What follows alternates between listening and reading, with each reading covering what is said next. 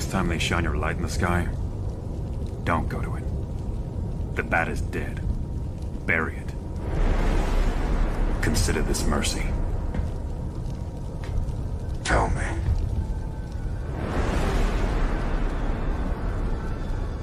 Do you bleed?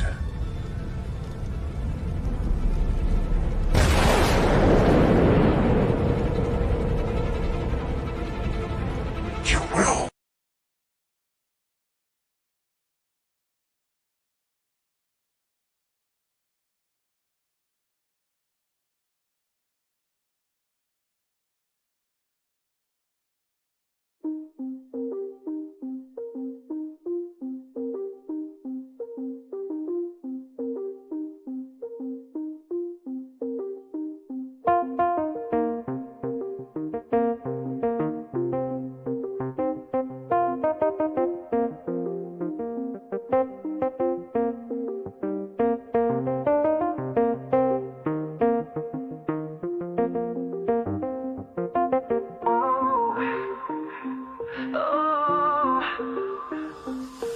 Summer night, felt like a net. I gotta find my baby yet. I need you to soothe my head to my blue hearts are red. Doctor, doctor, give me the news. I got a bad case of loving you. No pill's gonna cure my ill. I got a bad case of loving you. A pretty face, don't make no pretty heart. I learned that, buddy, from the start. You think I'm cute, a little bit shy. Mama, I ain't that kind of guy. Doctor, doctor, give me the news. I got a bad case of loving you. No pill's gonna cure my ill. I got a bad case of loving you. Oh, oh. I know you like it on top. Tell me, mama, are you gonna stop? You had me down 21 to zip. Smile of Judas on your lip. Shake my fist, knock on wood. I got it bad and I got it good. Doctor, doctor, give me the news. I got a bad case of loving you. No pill's gonna cure my ill. I got a bad case of loving you. Oh.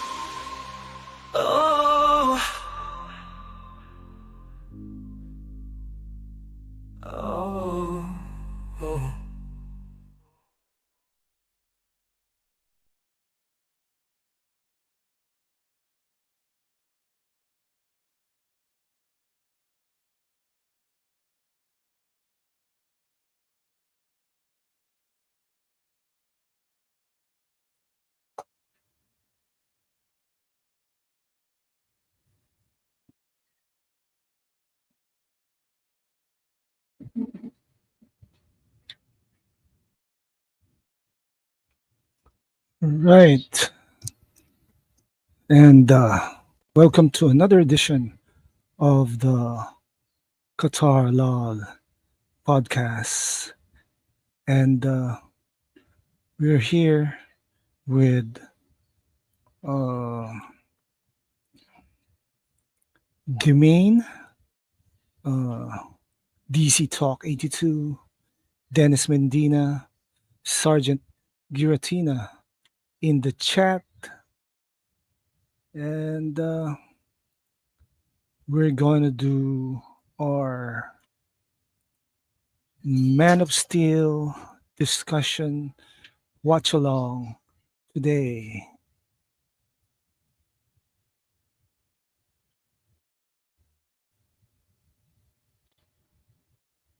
And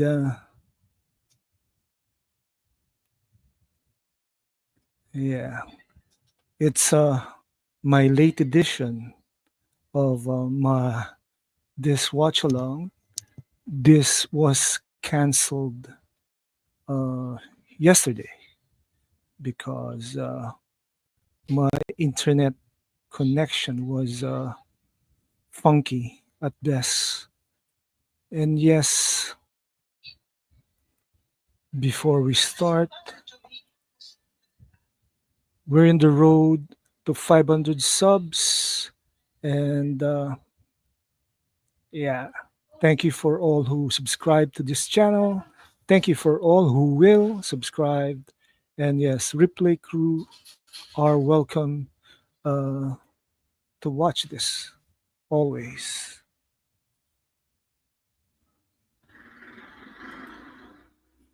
Now, uh, get your ready for Man of Steel. Make sure it's on zero, and we'll do a really deep dive discussion of this. And sorry, Dennis,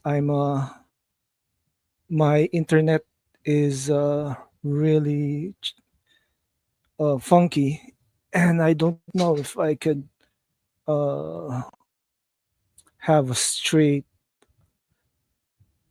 dialogue in the chat, but feel free to watch it. And it's getting later. Yeah. So let's begin the watch along in five, four, three, two, and one.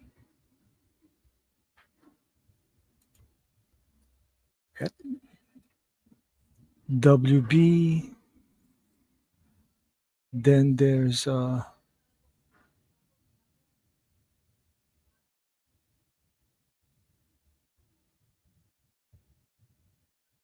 Legendary. Legendary is one of those production that Christopher Nolan brought to WB. Then he brought it to Universal, where he's setting shop now.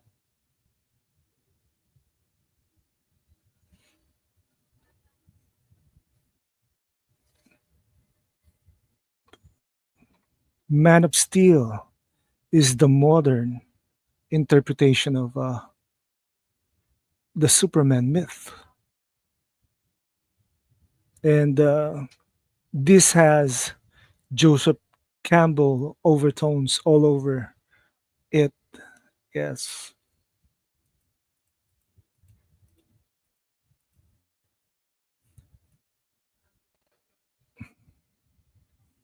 Now we have the call to adventure. Kal-El's origin begins with a fateful choice by his parents, Jor-El and Lara, to send him away from Krypton, an act reminiscent of the mythological motif of a hero's birth into the extraordinary circumstances. Krypton itself is depicted as a dying world burdened with hubris and environmental collapse, setting the stage for Kal-El to embody hope and renewal. His his journey to Earth parallels mythic tales where a hero is cast out or sent away to fulfill a destiny larger than themselves. On Earth, his discovery of his powers acts as a continuation of this call. Clark Kent realizes he is fundamentally different from those around him, which serves as the first step towards understanding his greater purpose. Zack Snyder portrays this stage with heavy emotion, weight, emphasizing the alienation. and isolation of Clark feels, a common theme for heroes in their initial phases.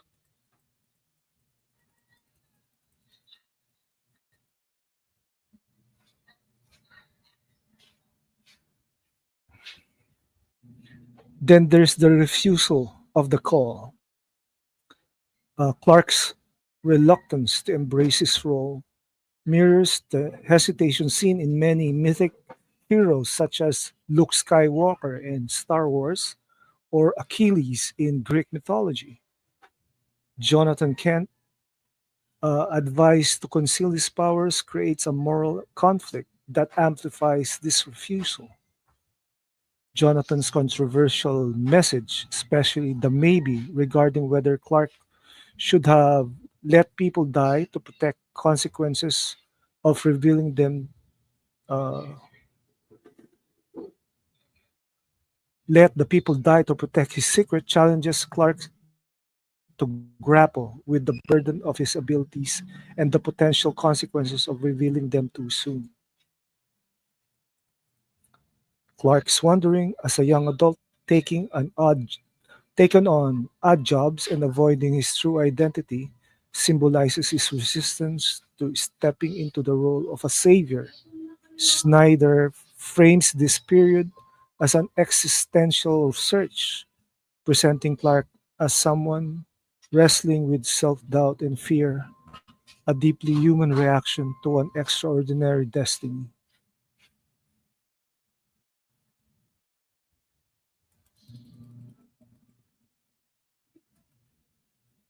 Then there's the supernatural aid.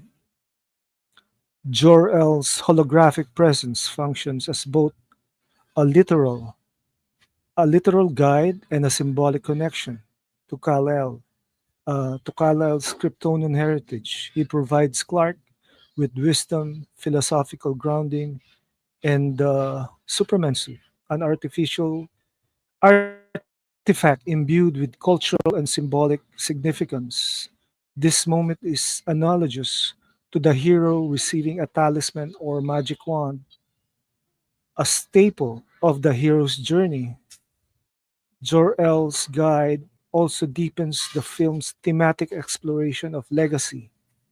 His insistence that Clark can be a bridge between two peoples mirrors Campbell's idea that heroes often serve as a unifiers, bringing knowledge, healing, or balance to opposing worlds.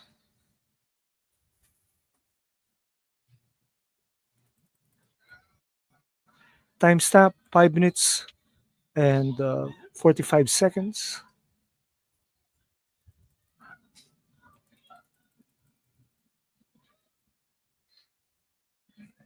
Number 4, crossing the threshold, the pivotal moment when Clark dons the Superman suit and tests his flight capability symbolizes his crossing into the realm of the hero. This act is visually portrayed as a transcended moment, with Snyder emphasizing the grandeur of flight through sweeping cinematography and Hans Zimmer's stirring score. It represents Superman's acceptance of his Kryptonian identity and his willingness to step into the spotlight as a figure of hope. Clark's confrontation with General Zod's arrival further solidifies this threshold crossing by declaring his allegiance to Earth over Krypton. He commits his role as a protector, despite the inherent challenges and potential alienation from humanity. Number 5, the road of trials. The battles with Zod and the Kryptonian forces represent Superman's external trials, pushing him to the limits of his physical and emotional endurance. However, the true challenges are internal, navigating his dual identity, managing humanity's skepticism, and making impossible choices that tests his moral compass. The destruction of Smallville and Metropolis highlights the stakes of this action. While his powers enable him to save lives, they also bring collateral damage, forcing him to confront the consequences of his existence. This tensions aligns with Campbell's concept of trials that refine the hero's understanding and resolve.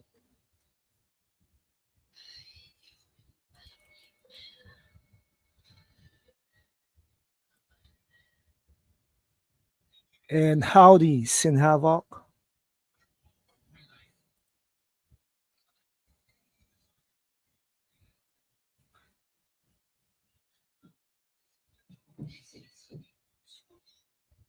Speaking of Superman, I wonder what has happened to Brogu.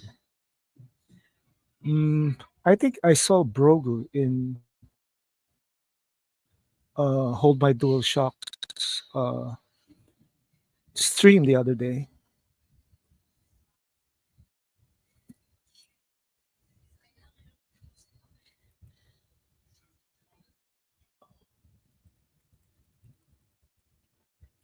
And number six, The Ordeal Abyss.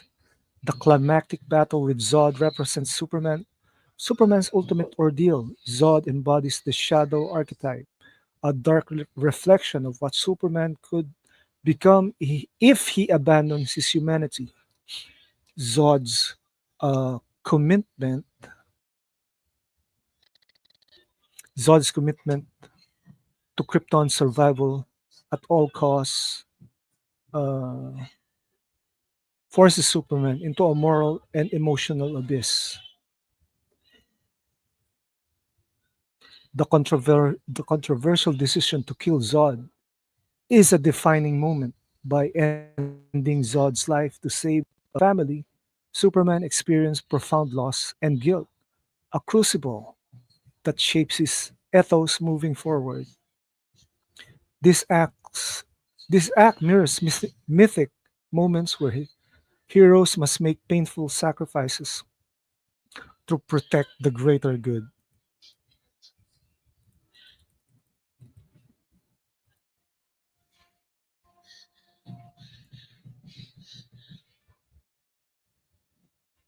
Nothing much, Kator. Just that Brogo acted like he was praising Gunn's Superman movie for being the new 1978. I know that was, but it's hindering our movement. Well, sorry I'm late. Yeah, sorry you're late, but it's already late, right? Sin and yeah, it's probably busy. The best live Superman movie is, of course, Man of Steel. Honestly, who would doubt that?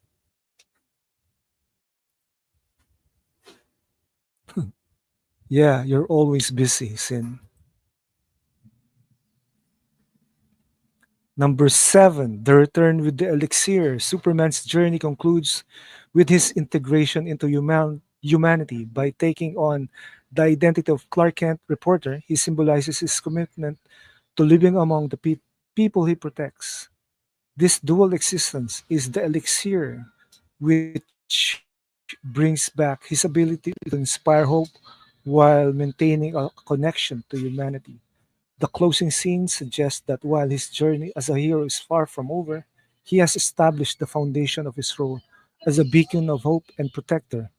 This resolution aligns with the hero's journey's final stage, where the hero returns to the ordinary world, transformed and ready to share his gift.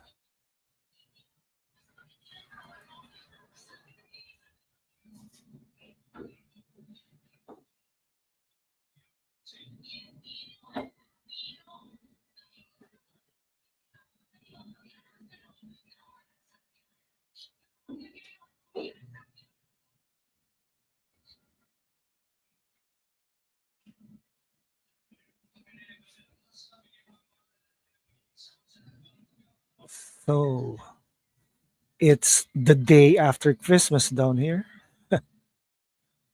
and today is my wedding anniversary. I've been married for 32 years. Hey, we've got Super Bro Corey in the chat. Merry Christmas, Qatar. God is good. Yes, He is all the time, man. Thank you for being in the chat.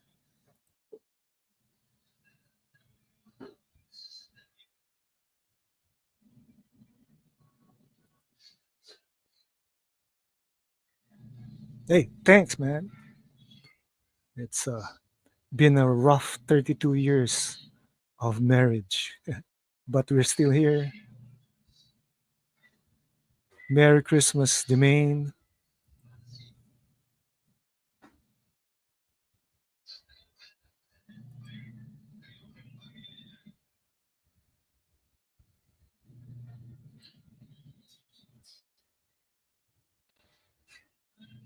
Yep, Merry Christmas, everyone.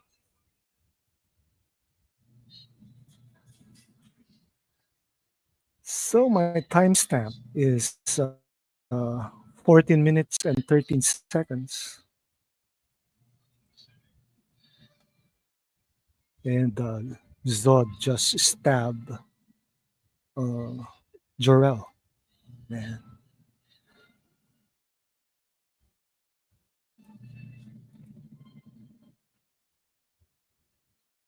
Merry Christmas and Happy Holidays.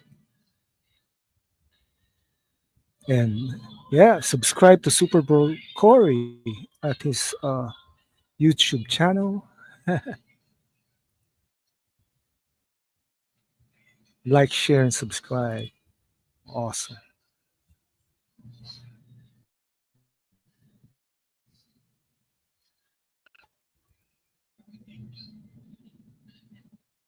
So I have enumerated some expanded insights into Zack Snyder's motivation in doing Superman, reimagining Superman as a mythic figure.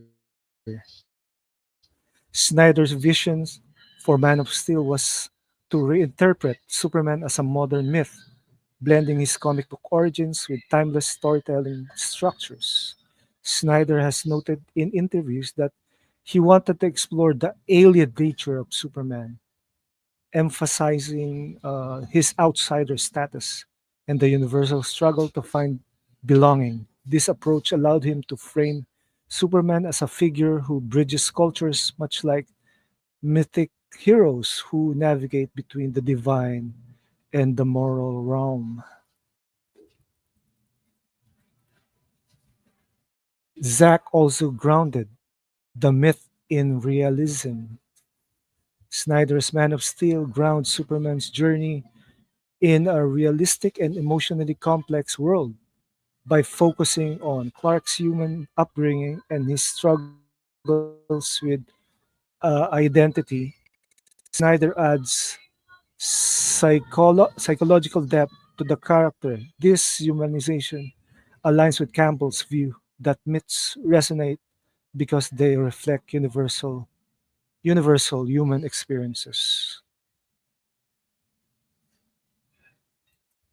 And Super Bro Corey said Man of Steel is my favorite. Yeah, mine too.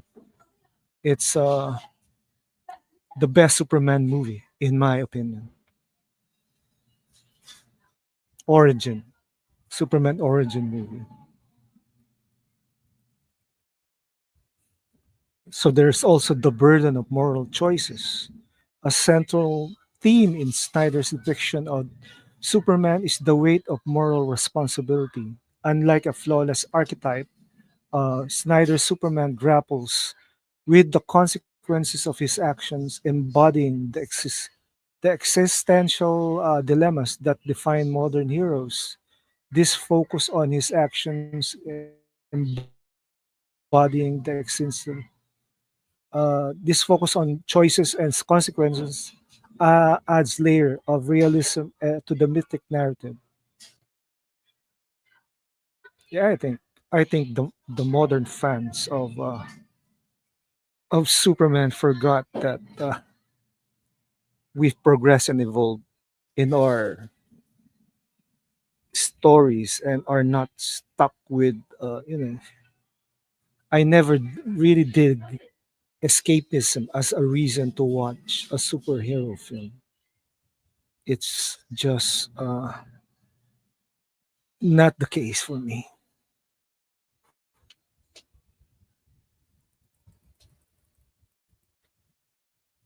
The visual and symbolic storytelling of Snyder's background as a visual storyteller is evident in his use of religious and mythological imagery. Scenes like Superman hovering above Earth or extending his arms in a cruciform pose evoke the imagery of saviors and gods. These symbols amplify the Campbellian themes of Superman as a transformative figure who serves humanity.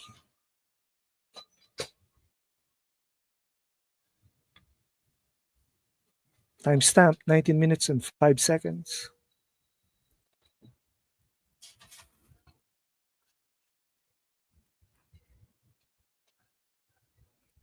Zack Snyder's Man of Steel is a deliberate fusion of mythological storytelling and contemporary filmmaking by embedding Joseph Campbell's hero's journey into Superman's narrative. Snyder transforms the character into a timeless archetype while addressing modern existential questions.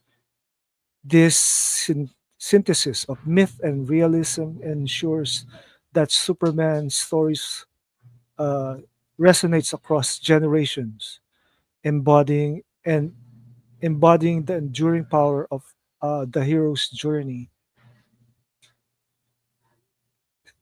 Man of Steel, Zack Snyder's Man of Steel, and Richard Donner's Superman the movie are both iconic interpretations of the Superman mythos, but they diverge significantly in tone, themes, visual style, and their treatment to the character's mythology. And here are some of the different approaches of Superman 78 and Man of Steel 2013.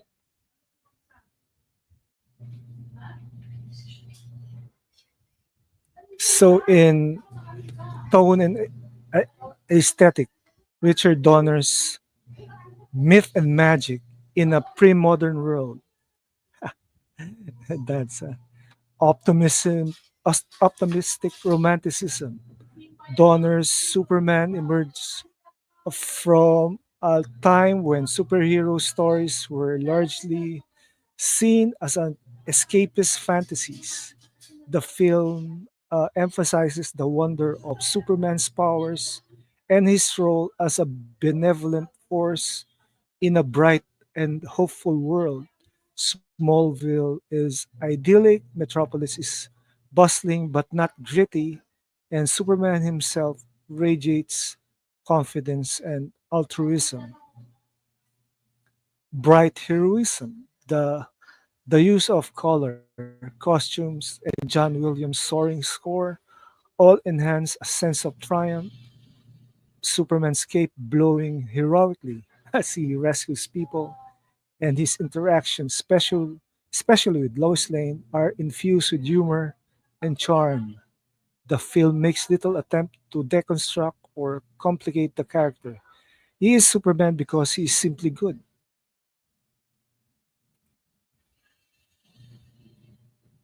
Sergeant Granatino said Henry Cavill also appeared on Sesame Street 11 years ago. Who knew he'd get the chance to interact with Elmo? Yeah.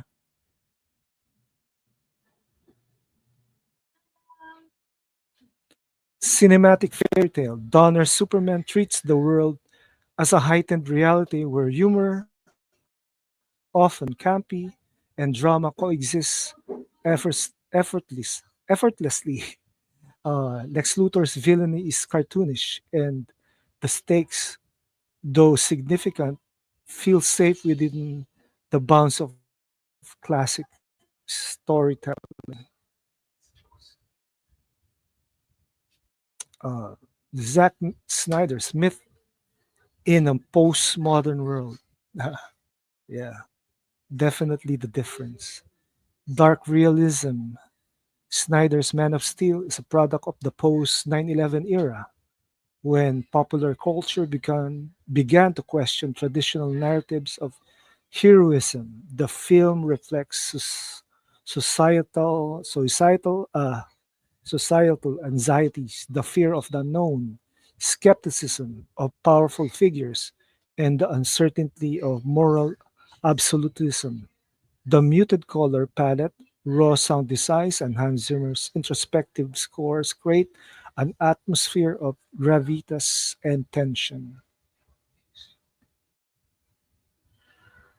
Relatable heroism. Snyder intentionally strips away Superman's perfection, presenting Clark as a deeply human figure. The film leans heavily on Cal's outsider status, portraying him as a man struggling to define himself in a world that might not accept him. The destruction of Metropolis and the physicality of Superman's fight highlight the real world consequences of superhuman conflict. Myth deconstruction. Snyder's world is less idealized and more reflective of our real world cynicism. The emphasis is not on the fantasy of Superman, but on what his existence would mean to Earth. Would humanity trust him? Would he even trust himself? Yeah.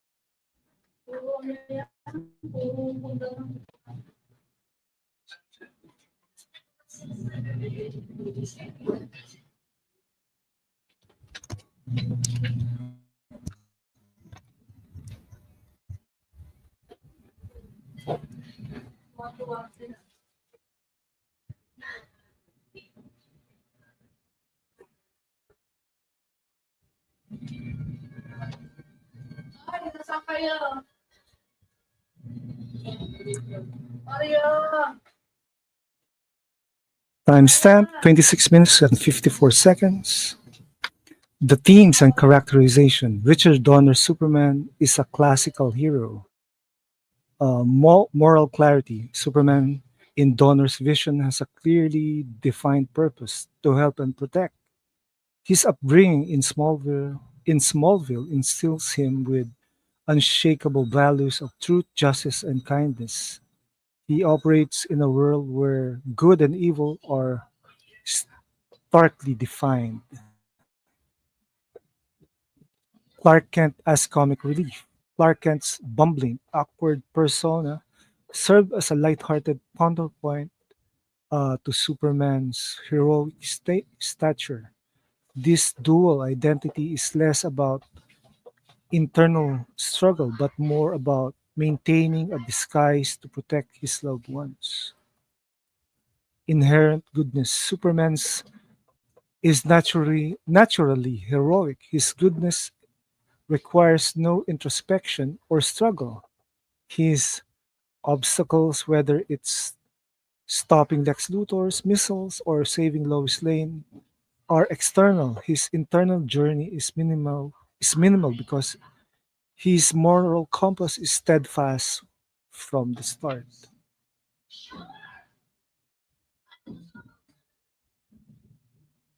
Zack Snyder Superman as a mythic outsider. Moral ambiguity. Snyder's Superman is thrust into a morally complex world where there are no easy answers. For example, Jonathan Kent's advice to keep his powers hidden, even if it means letting people die, introduce a nuanced moral debate about responsibility versus self-preservation. Clark Kent as a soul, as a searching soul. In Man of Steel, Clark Kent's journey is about self-discovery and reconciliation between his human upbringing and Kryptonian heritage. His human identity isn't a convenient mask, but a deeply ingrained part of who he is. This tension between Clark Kent and Kal-El drives much of the film. Then there's the burden of power. Snyder explores the consequences of Superman's immense power. By saving Earth, he inadvertently causes widespread destruction, raising questions about whether such a being can ever truly coexist with humanity without collateral damage. It makes you think, right? Makes you think.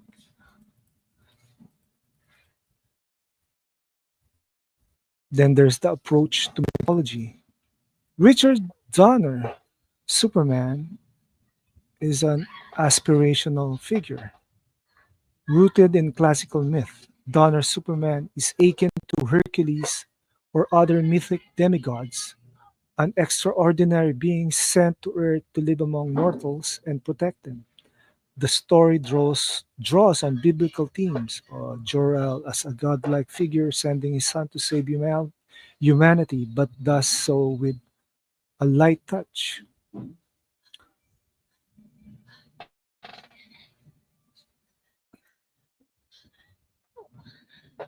Sinhavik said, "This movie makes you actually think." Right.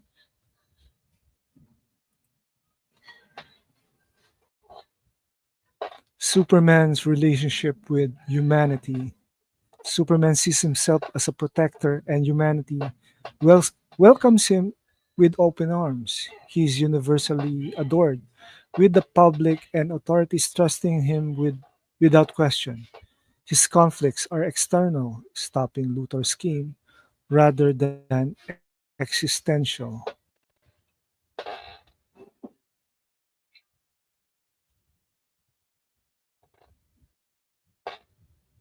Then there's the symbol of perfection. Donner Superman doesn't evolve.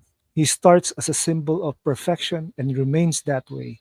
His challenges are about how to fulfill his duty without breaking his moral code, rather than questioning his rule.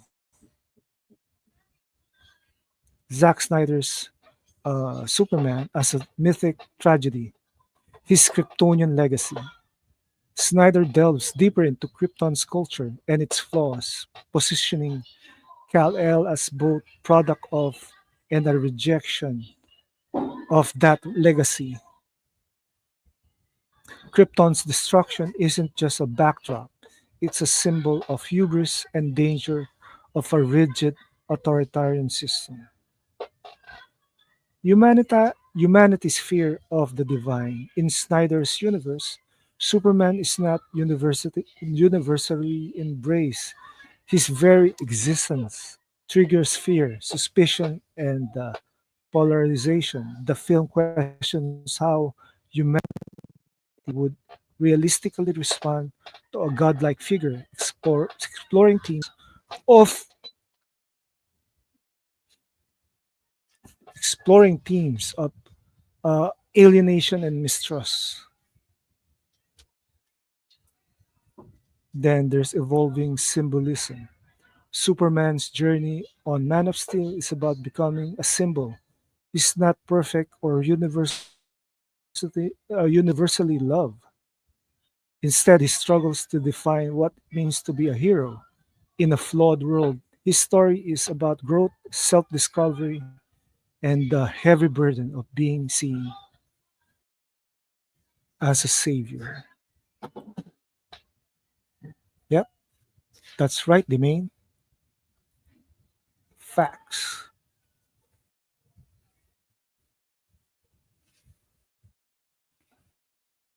So we're in the trucker part. This is where Clark disembowels Optimus Prime.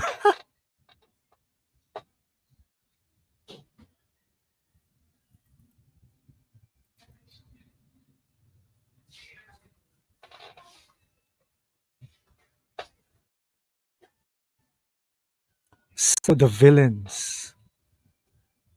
Richard Donner's Lex Luthor as a comic foil.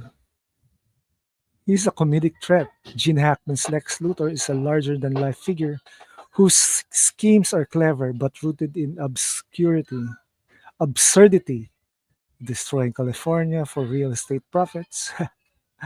He's a con man. His interactions with Superman are entertaining and witty rather than deeply personal or ideological. So, villainy without stakes. Luthor's plans are dangerous but lack existential weight. Superman's victories over him feel inevitable, reinforcing the tone of optimism and lightheartedness. Yeah, well, it's a comedy. Luthor was made into a comic relief. Uh, Snyder's Zod as a tragic opponent. There's ideological conflict. Michael Shannon's General Zod is not a traditional villain. He genuinely believes he's fighting for the survival of his people. This makes his conflict with Superman deeply personal, as Kal-El represents both Krypton's last hope and its rejection, and the existential threat. Zod's plan to terraform Earth raises the stakes to global annihilation. His physical powers also makes him a formidable match for Superman, resulting in a brutal and catastrophic final battle that questions the cause of heroism. Yeah, that's awesome, right?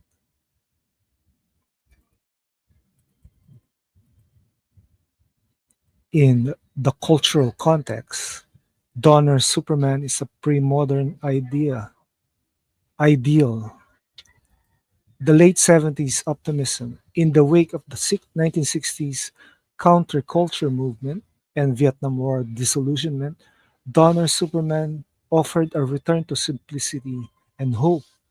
It represents it represented an idealized version of heroism at the time when audiences craved escapism, trust in authority. The government and institutions in Donner's world are allies to Superman, reflecting uh, a cultural era where trust in authority was still relatively intact.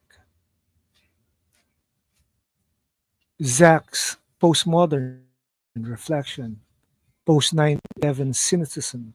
Snyder's Man of Steel reflects a post 9/11 world where power is viewed with suspicion and heroes are questioned rather than blindly trusted, with fear echoing contemporary anxieties about foreign foreignness and authority, challenging the ideal rather than representing Superman's as a perfect figure.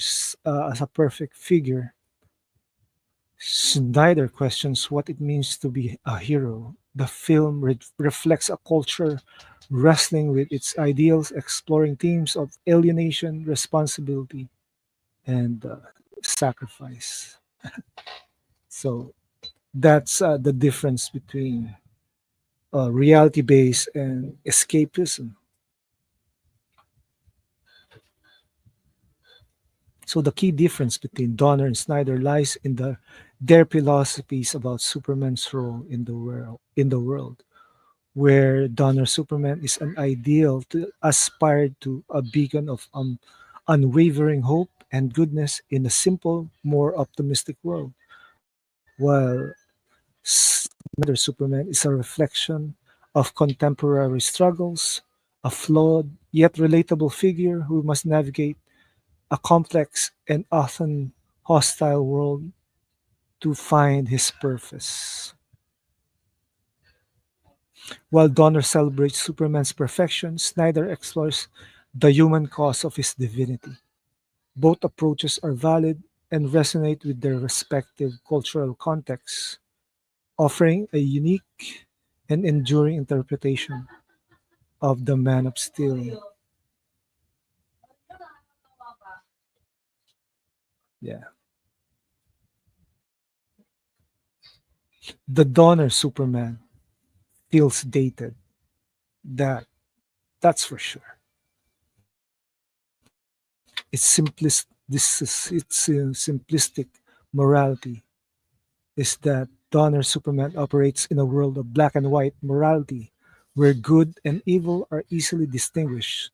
Lex Luthor is, a cartoonish villain with schemes that, while dangerous, lack the moral complexity of real-world dilemmas. This simplicity doesn't resonate with today's audiences, who are accustomed to stories where heroes face morally ambiguous choices and villains have relatable motivations. Modern storytelling thrives on nuance, which Donner Superman largely lacks. Don't let them hear me say that.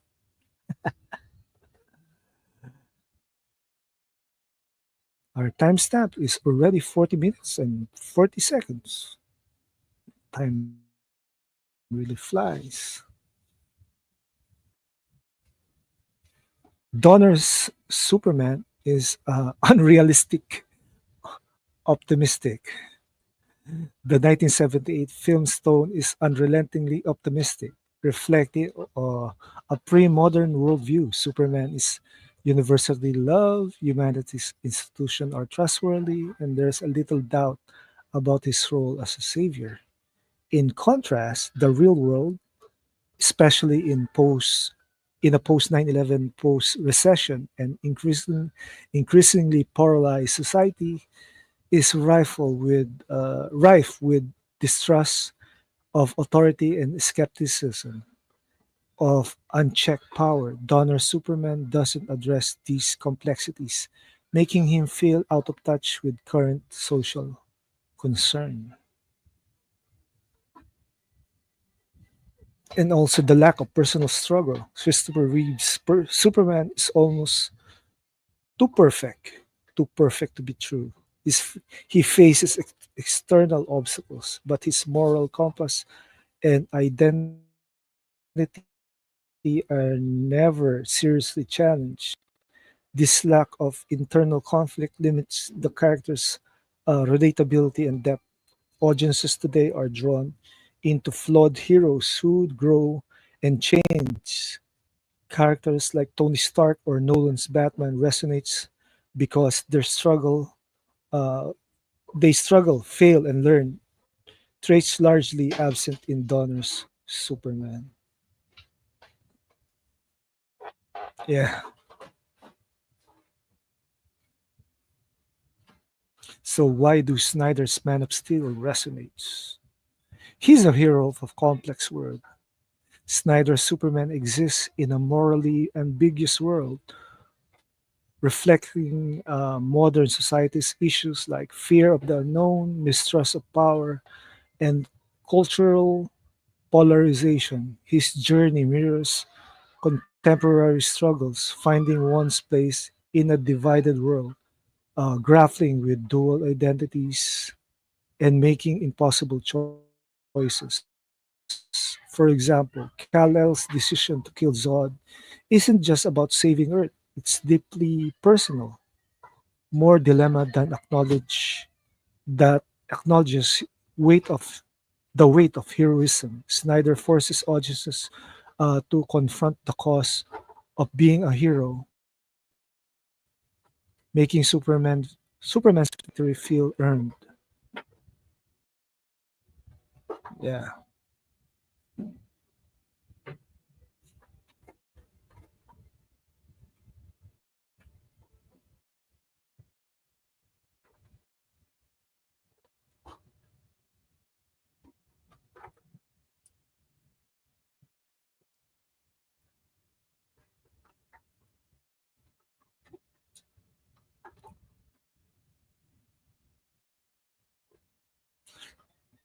His identity crisis is relatable. Snyder's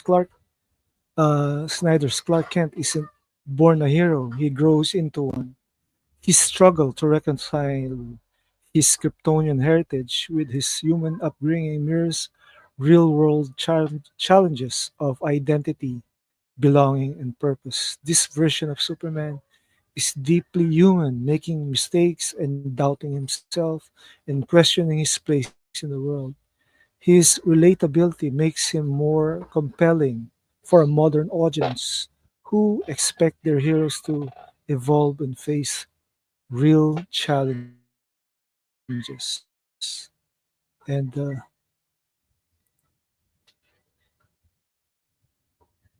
hello, Sean Franklin. Welcome to the stream.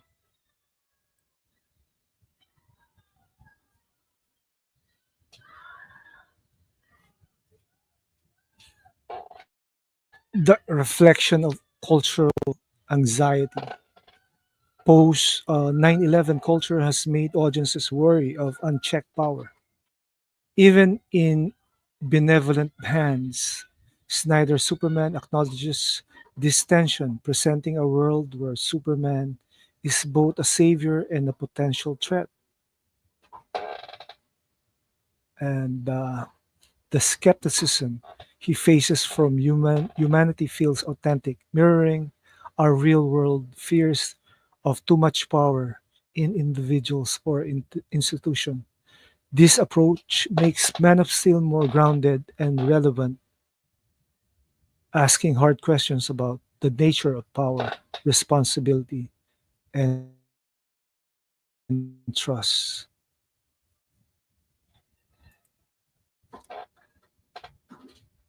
Sean Franklin asked, "Do you like Michael Bay Transformers movie?" Yeah, honestly, I do.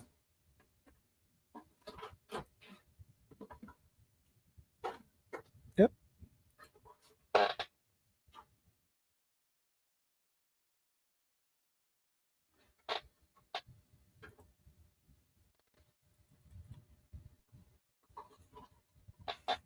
The mythic weight of Snyder's vision.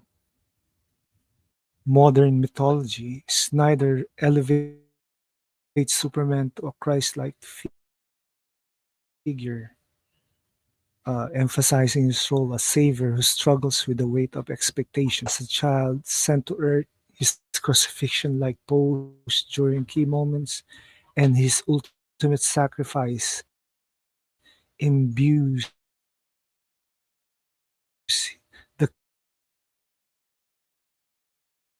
character with a mythic gravitas that resonates deeply in modern storytelling. Unlike Donner's idealization of Superman,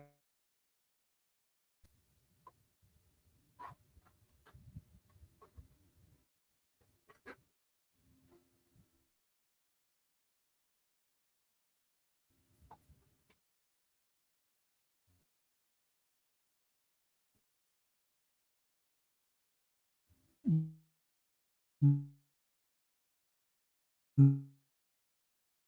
moral complexity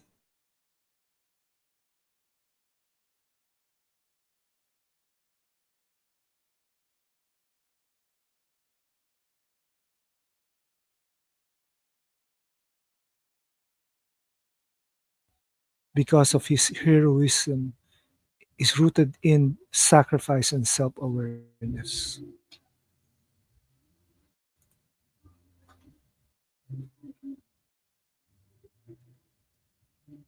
Man of Steel shows humanity comes to grip with the fact that we are not alone in the universe. Yeah, that's that's real. That's true.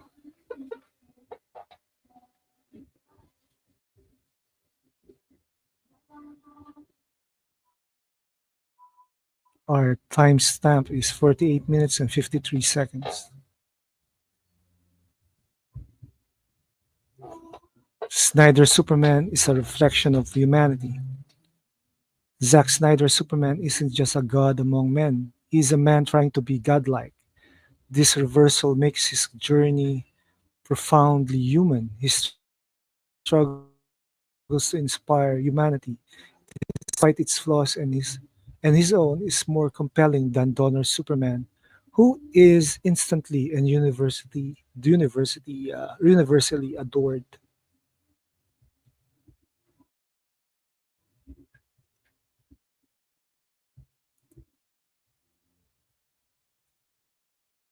Can Zack Snyder do Transformers and G.I. Joe crossover movies?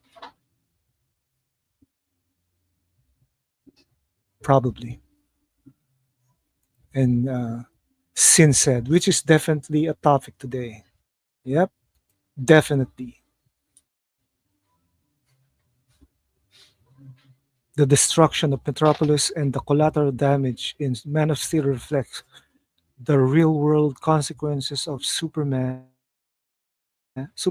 conflict. This isn't escapism, it's something we would embrace or reject such a being.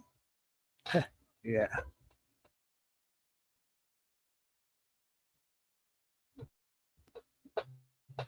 And we see Superman's first flight in the background of Hans Zimmer's music, which is really cool for something to strive for.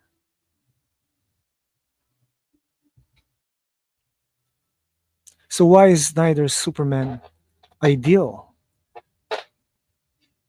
Depth and relatability. Modern audiences crave complex, multifaceted heroes. Snyder's Superman evolves, struggles, and learns, making him relatable and engaging. His internal journey reflects universal human themes of identity, purpose, and morality. Yeah, well, relevance to modern audiences. In an era of uncertainty and skepticism, Snyder's Superman speaks to the complexities of power, trust, and fear. His story resonates because it addresses contemporary issues head on rather than offering an escapist fantasy. And speaking of escapist fantasies, Superman L is an escaping fantasy, often drawing from uh, comic book uh, logic, which is I don't know, man. I don't know which audience Ganipu is striving for. Snyder's Superman becomes aspirational not because he is perfect, but because he strives to do the right thing when it's hard. His heroism is grounded in heroism feels earned, not preordained, making his journey resonate with people. Remember years in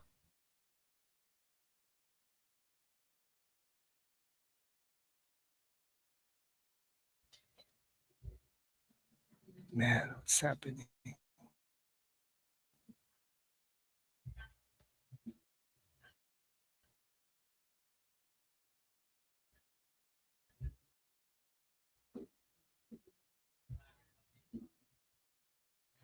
While Donner Superman is a timeless ideal, it no longer speaks to the complexities of the modern world. His simplistic morality, unchallenged heroism, and perfect character feels outdated in an era that demands deeper, more nuanced storytelling. In contrast to Snyder's Man of Steel, reimagines Superman as a reflection of humanity's struggles, presenting a hero who grows, learns, and sacrifices. This makes him not just relevant, but necessary for our times. Uh, a symbol of hope forged through trial and perseverance, rather than inherited perfection.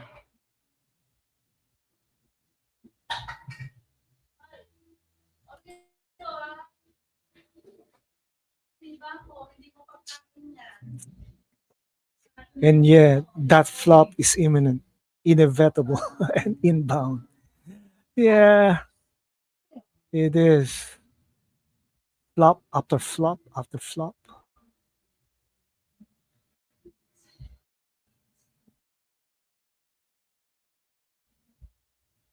Timestamp 54, oh, 55 minutes.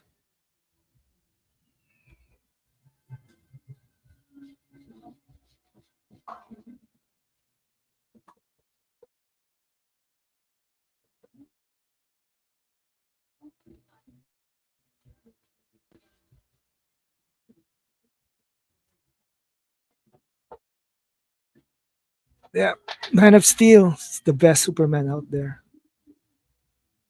Johnny Pooh is certainly trying to copy the template and the atmosphere that Zack Snyder did with Man of Steel. But I don't think he'll succeed.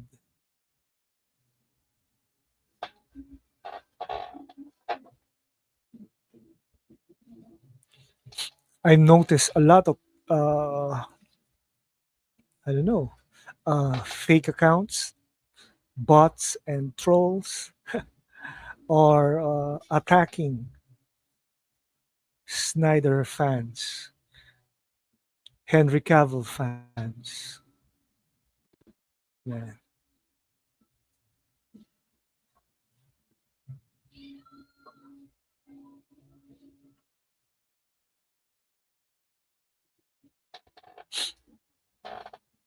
People really don't understand what happened uh, in the story, in the narrative of this of Man of Steel. Jonathan Kent died in an effort to cover his son's identity. Glenn Ford, who played Jonathan Kent in Superman 1978, died while playing with Clark. Honestly, man, who's more responsible?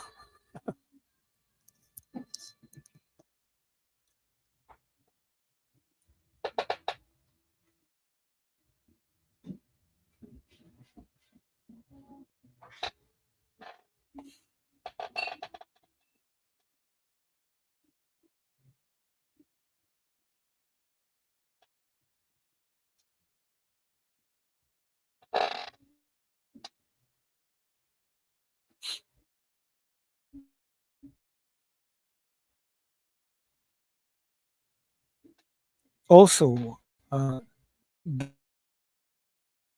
portrayed in this movie, investigative reporter than damsel in distress. Honestly,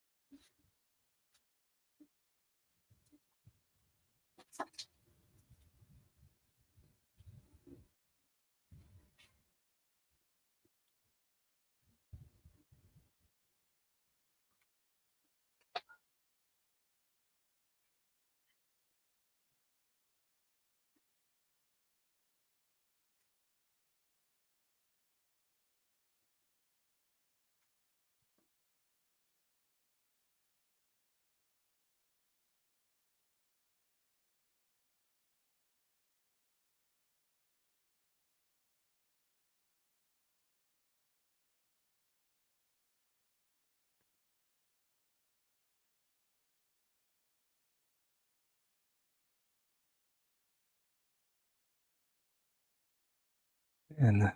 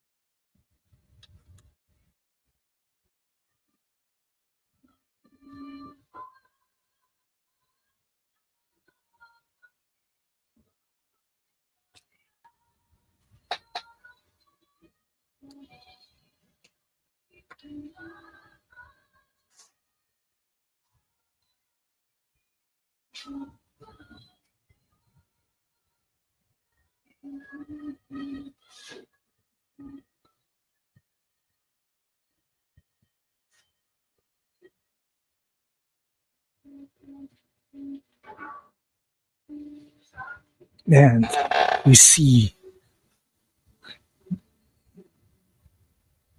John Jones, General uh, Sandwick. You know, a film that I find almost contemporary for Man of Steel was Battle Los Angeles. They have the same, alien threat, alien everything.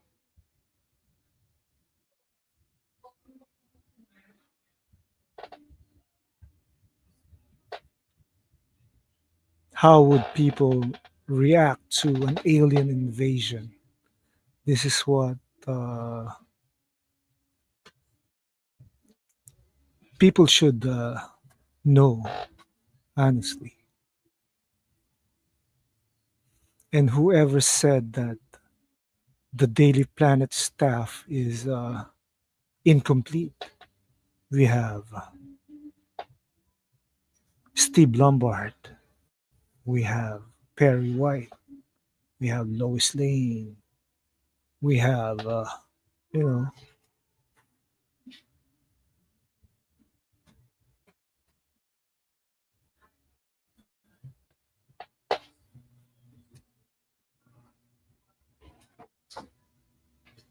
Man,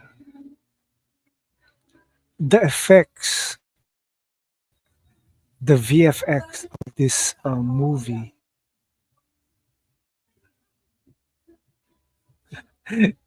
yes, and this feels like the orb happening in the real world when they saw uh, the Kryptonian ship. Honestly, this is life imitating art and vice versa.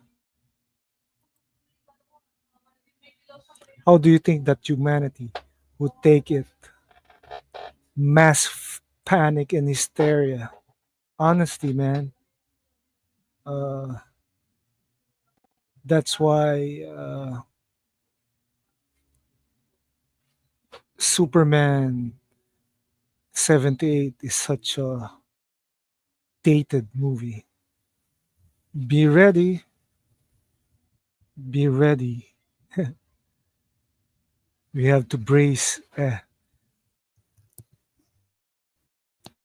We have to brace ourselves.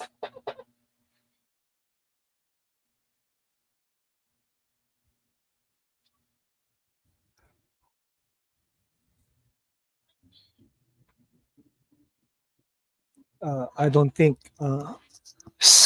an alien is an alien invasion would be beneficial for uh, the real world human beings.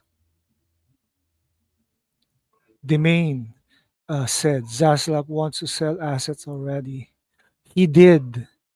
Uh, his initial assets sold was $30 million before the Superman L uh, trailer even come, came out.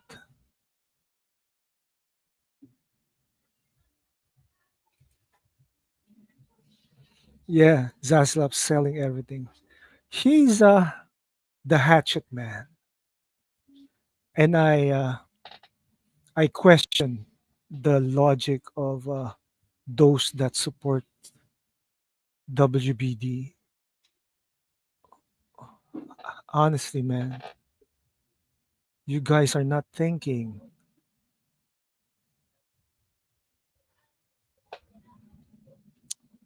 The fire sale is imminent with that kind of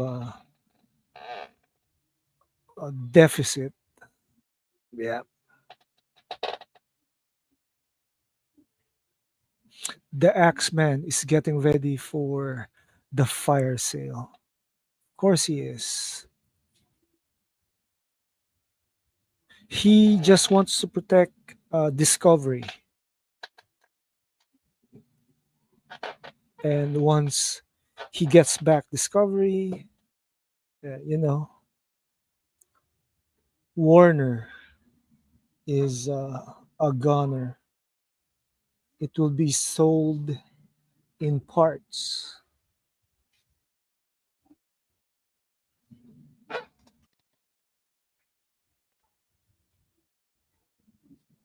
Timestamp 1 hour, 1 hour 7 minutes. Yeah.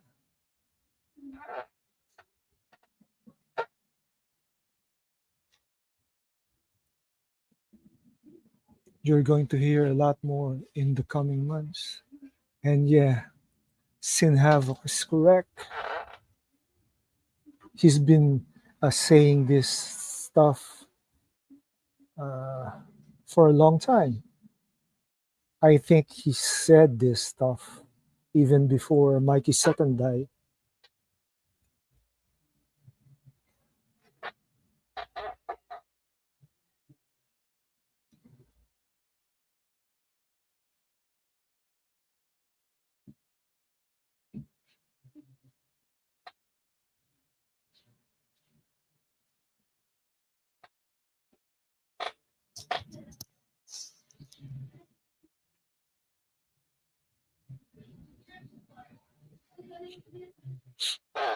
Characters like Pete Ross was utilized here.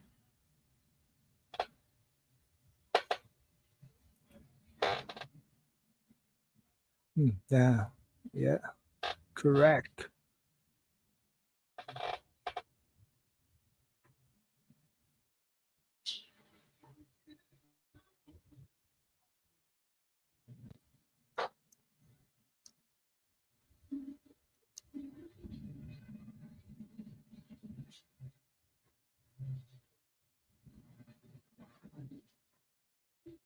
You know, I think Marvel copied Man of Steel's plotline when they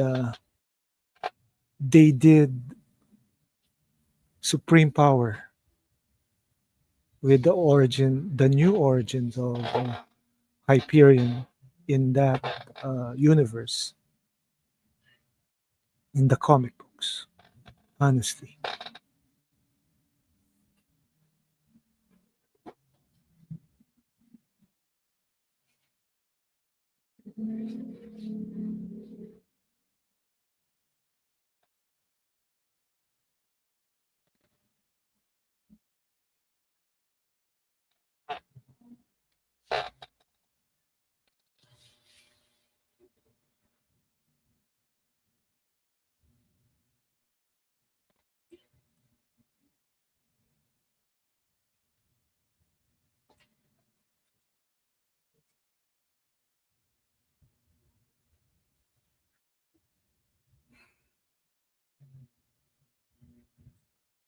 sometimes you have to take a leap of faith. That's true.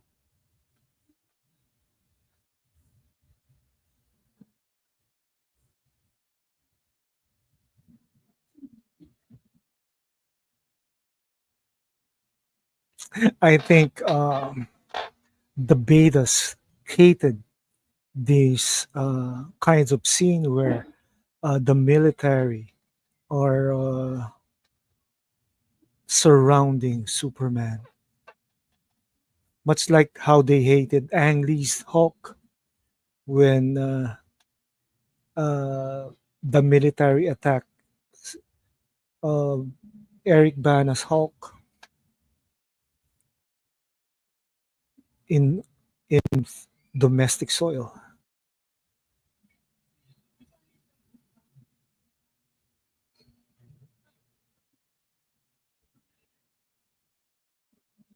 The long cape for Superman is so majestic and royal that it makes Christopher Reeves uh, short cape kind of you know short.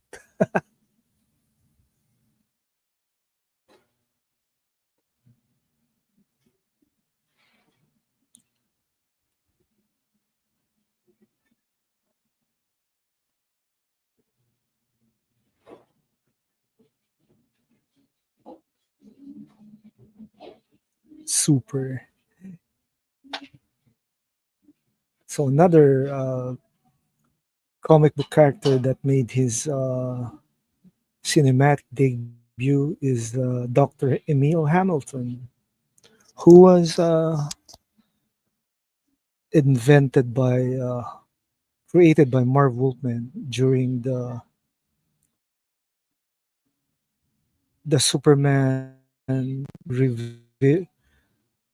revival in the 1980s, the post crisis Superman by John Byrne.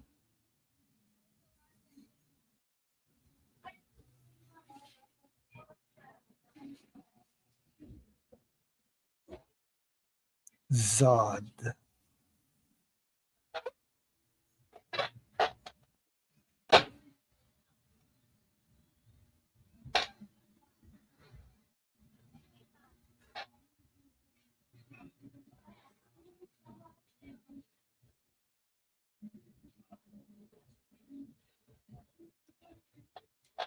You know, the main complaint of the so-called Superman fans with this movie is that it's too realistic.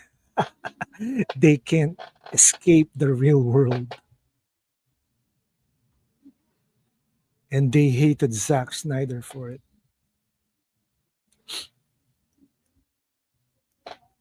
I love what Zack Snyder did with this movie, and and they told me that I'm a Zack Snyder fan, not DC fan, which is not true, honestly.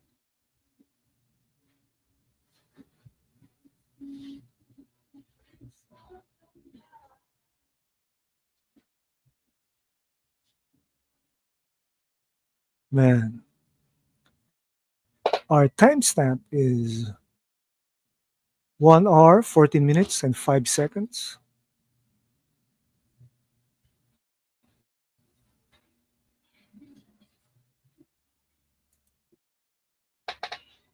They're about to get a reality check. And what do you, what can you say about the Superman L teaser trailer of a teaser trailer? Yeah.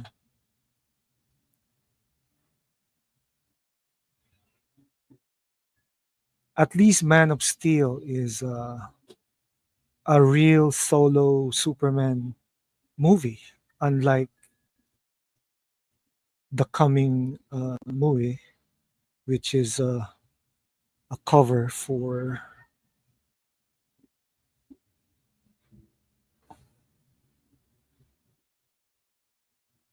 they even they made Guy Gardner into the Green Lantern. I mean, hello, Guy Gardner, Nathan Fillion.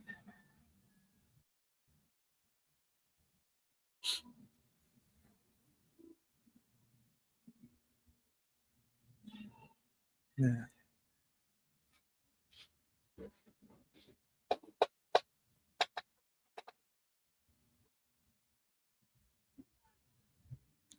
That that teaser wasn't hopeful or anything they were hyping up. It further divided the DC fandom. Honestly, man,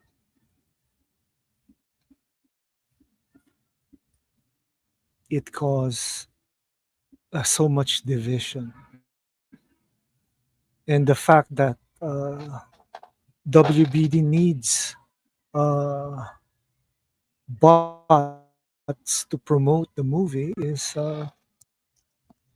you know, poetic justice.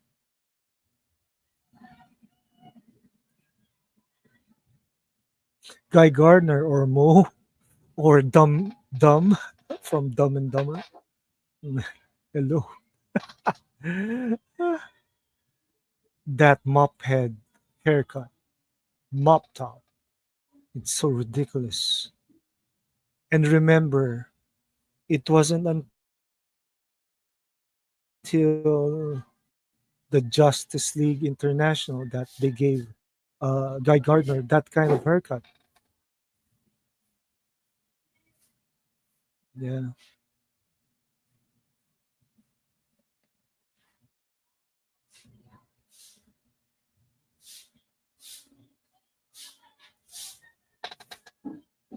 that DC showcase is in big trouble.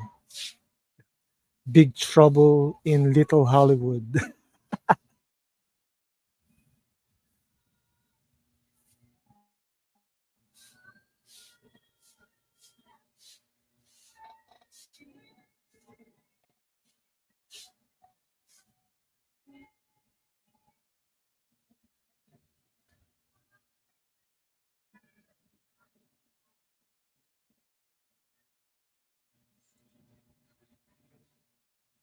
That teaser was even ripping off Black Adam.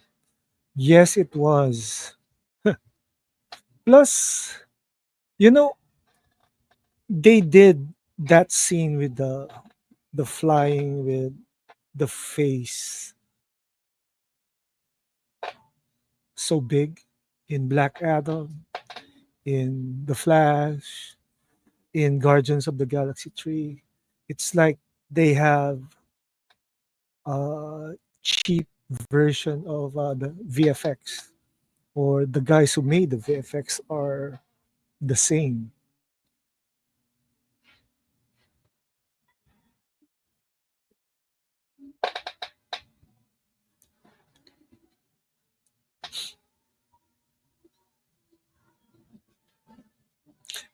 So my plan to do a marathon for the next 3 days for Zack Snyder's movie got canceled. I don't really feel well. I have high blood pressure. So my next uh, stream will be on Monday morning here. That's Sunday night EST for Fate in Comics. My year end episode with my brother from another mother, Bishop Williams.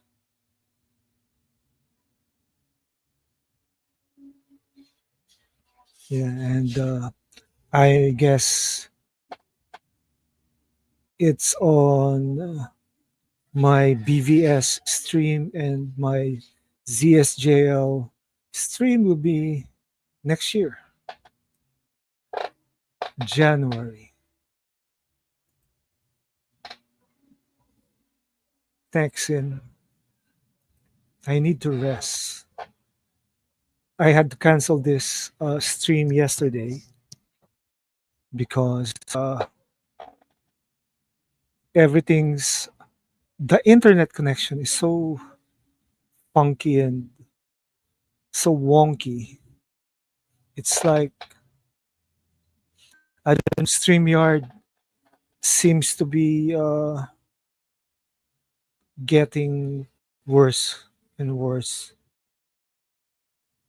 Or is it only because it's December?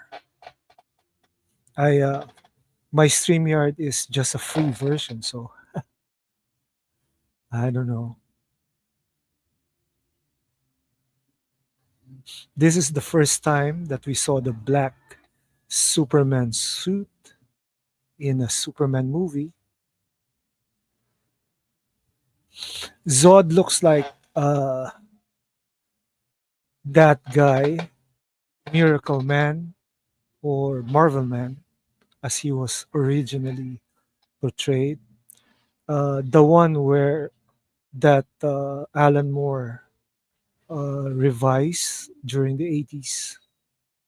Technically, that's what how I see Zod, as that miracle, uh, dark miracle man. And those who read comics know that Miracle Man is technically the British version of Captain Marvel, Shazam.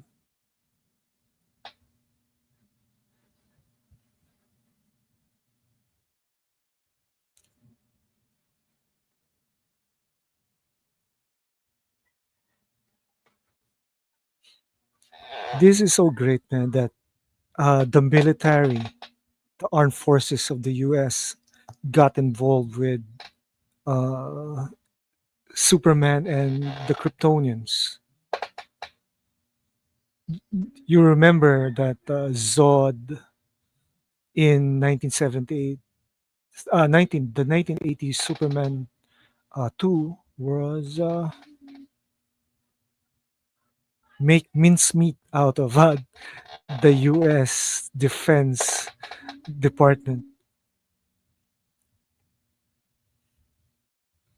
I know that actress. She's a part of what Army of the Dead.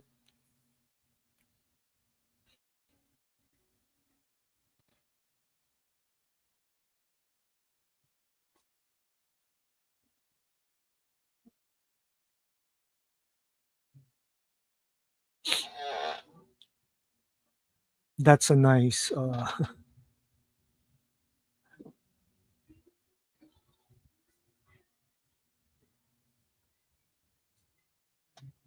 Superman symbol.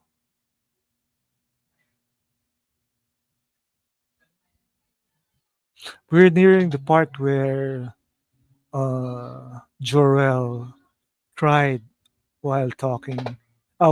Superman cried while talking to the to the AI version of his father.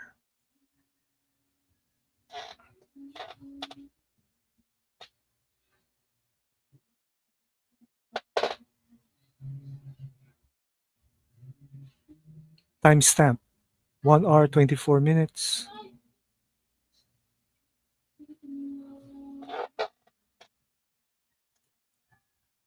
It's sad that Max doesn't have the ultimate cut of BVS anymore.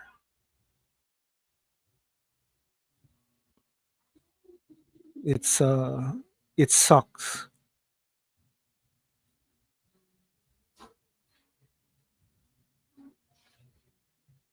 I hope Netflix would show the ultimate edition of BVS and somehow gets to show ZSJL.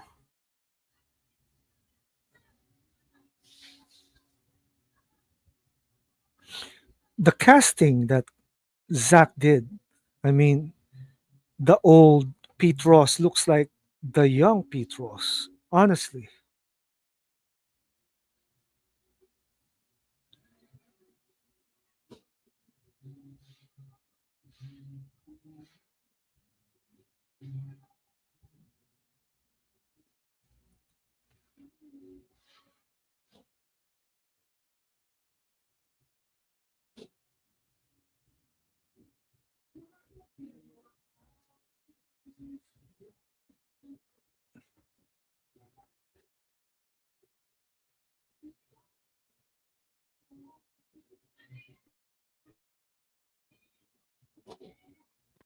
put your head to the left.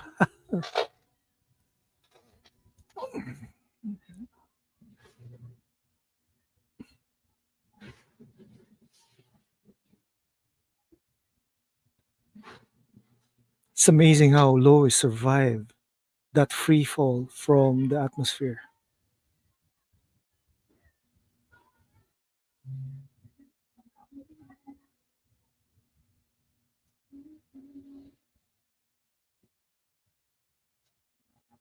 You'll be the bridge between two people.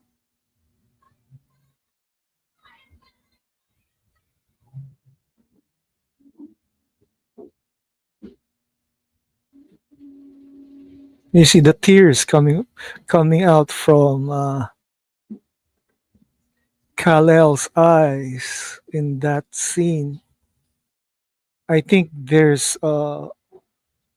additional scene before Superman saved Lois.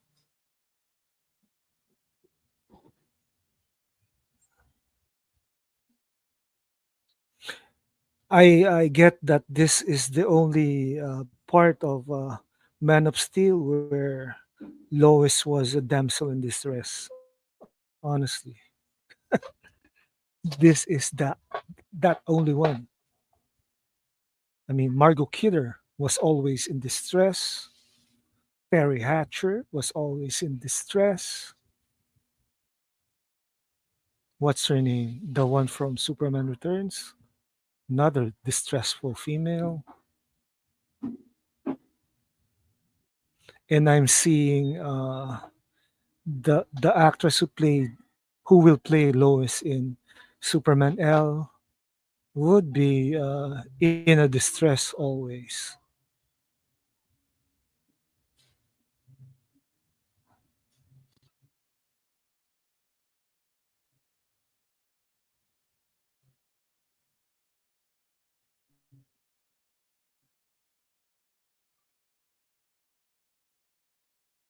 So I compiled this. from somewhere I read.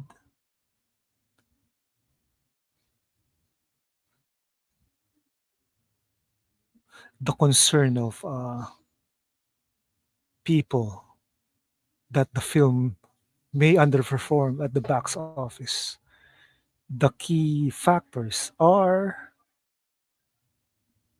yes, now I remember her name, Kate Bosworth, Lois Lane,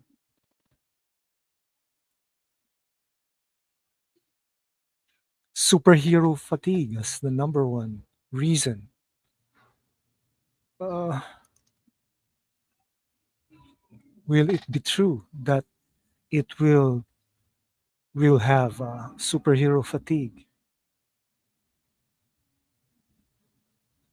Then there's the competition with other blockbusters, essentially Jurassic World Rebirth,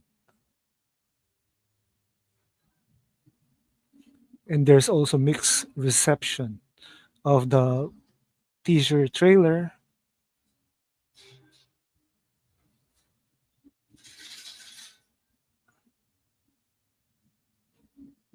Also, there's this uncertainty surrounding James Gunn's vision. Let's face it, he's a one-trick pony, and also the financial expectations and prediction.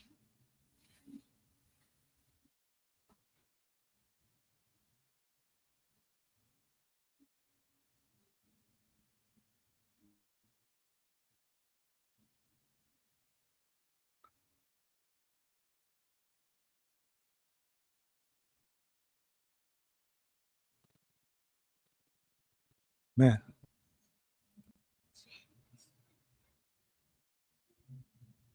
I don't think it's fatigue. It's about quality. Yes, it is, and somehow the quality of based on the trailer, Superman L's quality is similar to the quality of Gunn's Guardians 3 plus the Hamada Burgers movie like Shazam, uh, Fury of the Gods, Birds of Prey, Wonder Woman 84. Then there's The Flash and, you know, Blue Beetle and The Lost Kingdom. They wasted money on the last four movies from the DC universe in 2023.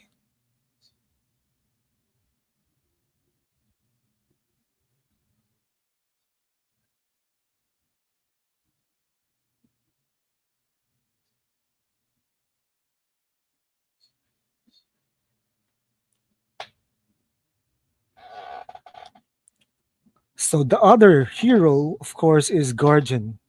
If you read the Superman comics, it's technically the Guardian is from Cadmus, the clone of the original Guardian from the 1940s.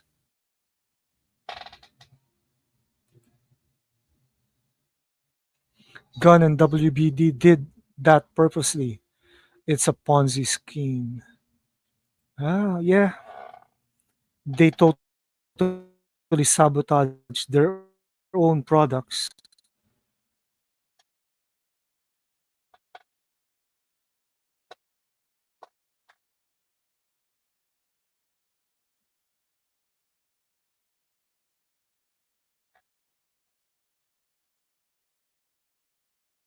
This is actually what happens to a small town when three superpowered beings fight it off in the street.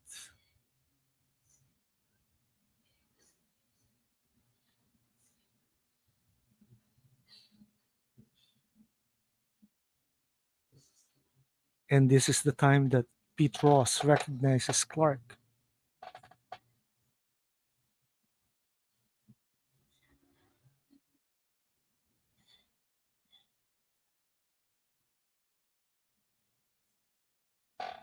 For Fawara Ul, you're weak, son of El.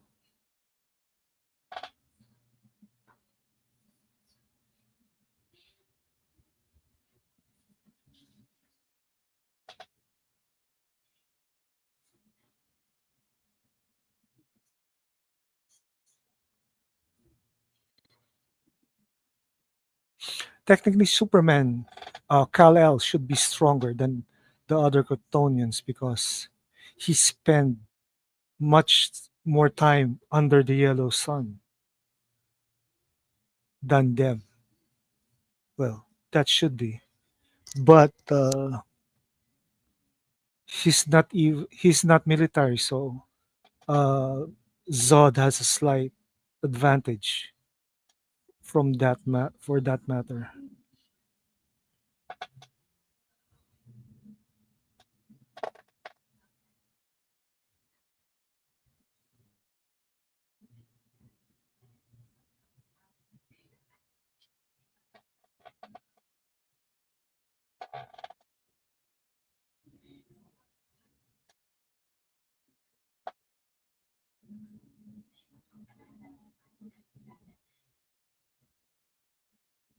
This is, of course, the big Kryptonian is called Namek.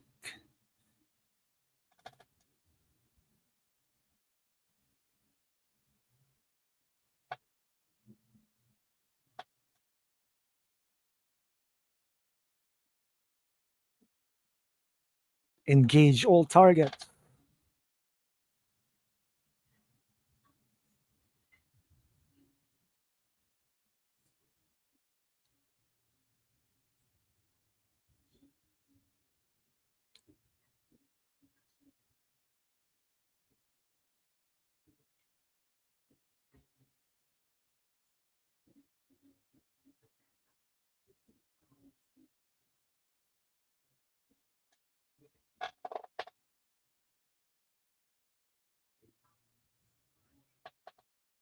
So Colonel Hardy, codenamed the Guardian,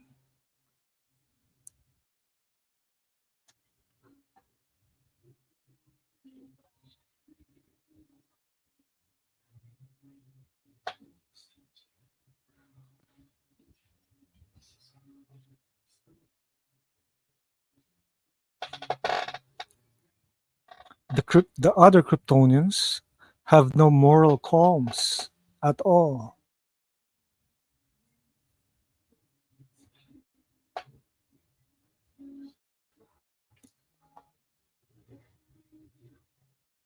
Danger close.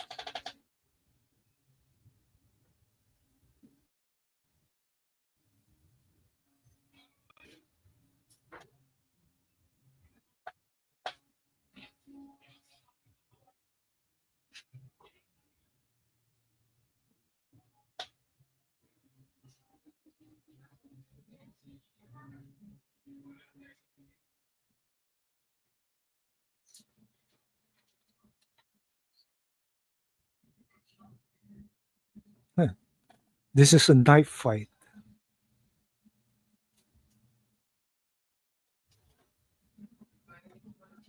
A good death is its own reward.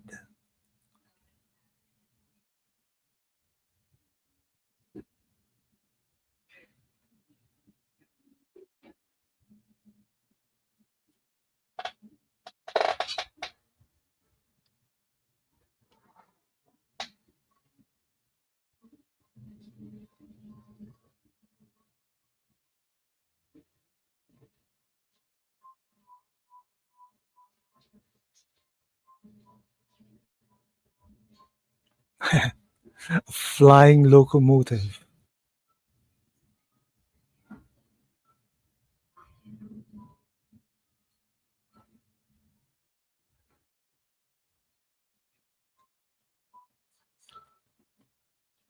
Consider Considering that Man of Steel is 11 years old,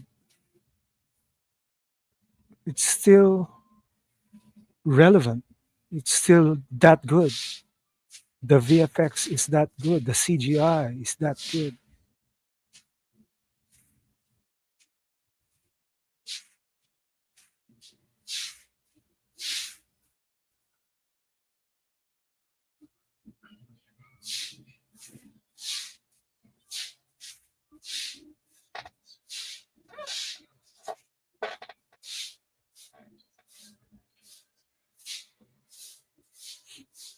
Henry Cavill's costume is majestic. It's technically based on the New 52. Uh, that's that's the reason why it doesn't have trunks. But you know, people miss that,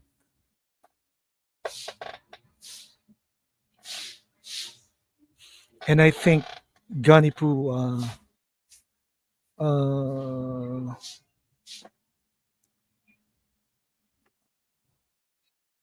really made Corin Sweat to not look like Henry Cavill at all.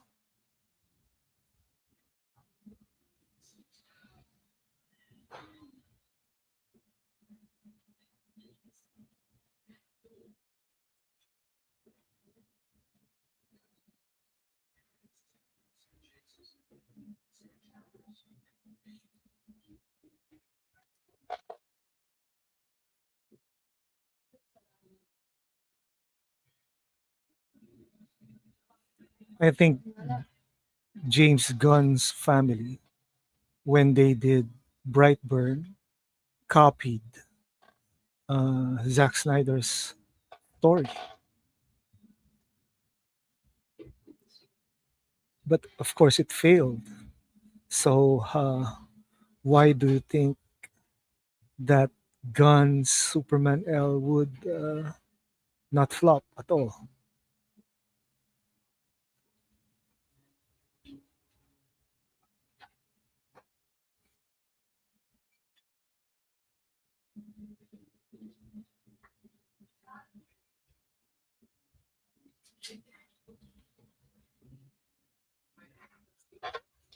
The Codex.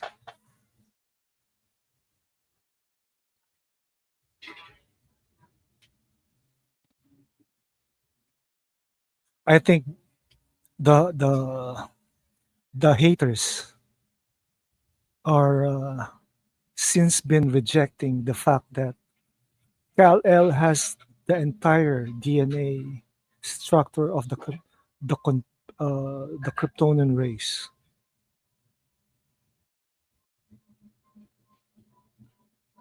Release the world engine is so much like release the Kraken.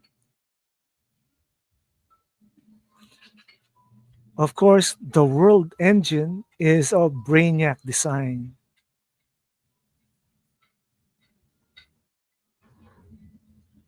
as seen in the symbol at the top of the ship.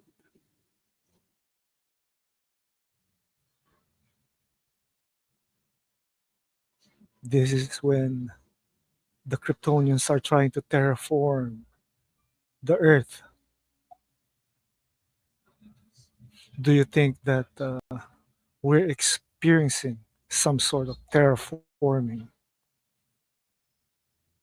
when when we went on our Christmas trip, pre-Christmas trip? Uh, they're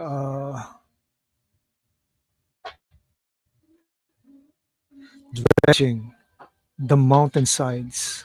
I don't know, man. Some people are really uh, that dense.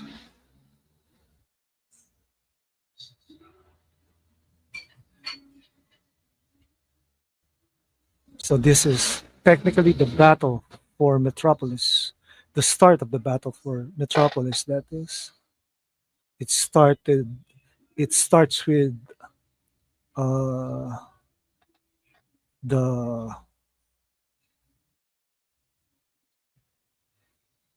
terraforming.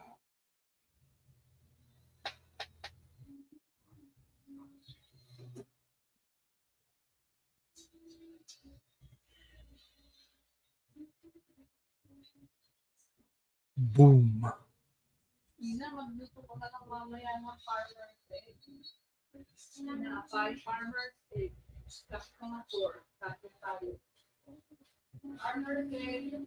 Man, the effects, VFX are so good. I like Michael Shannon's General Zod as compared with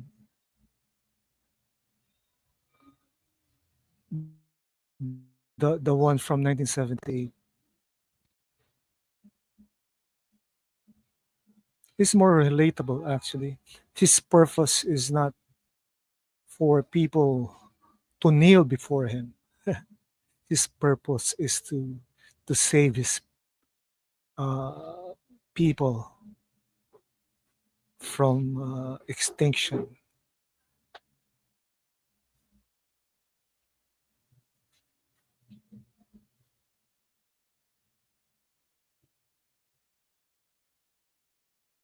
They're terraforming, modifying the Earth's environment.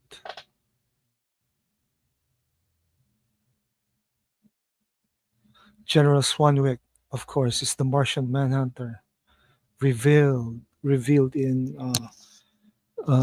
Zack Snyder's Justice League in 2021.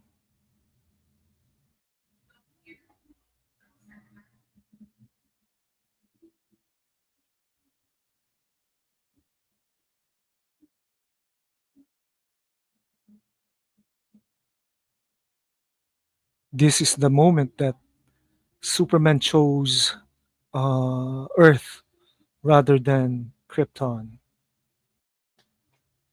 while Christopher Reeve's Superman chose uh, love over he chose love over Earth survival.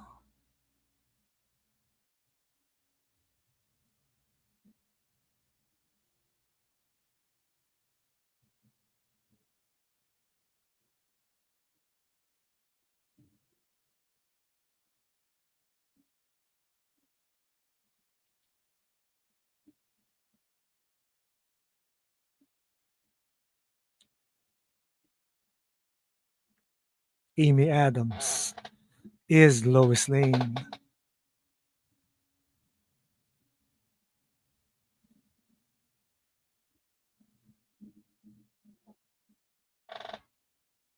You see the jet stream effect of Superman's flight. It's so awesome, and it's great to see.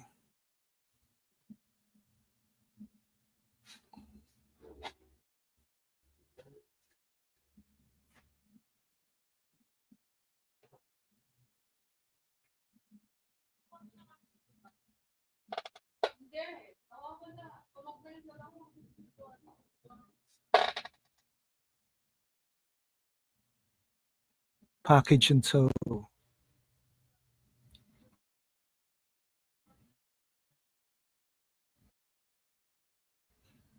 Our timestamp is 1 hour 47 minutes.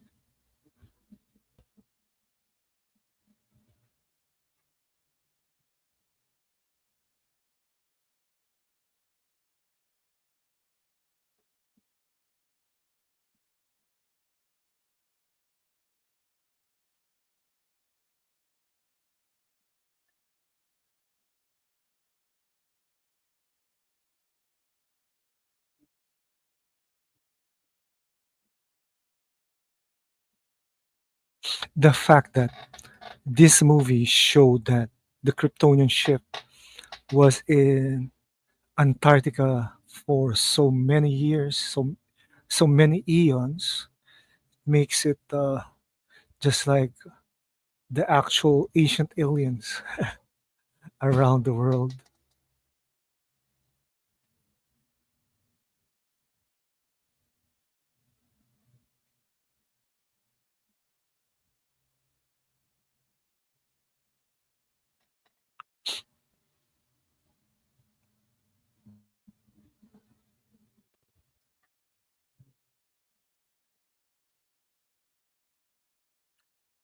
The world engine is like a brainiac machine.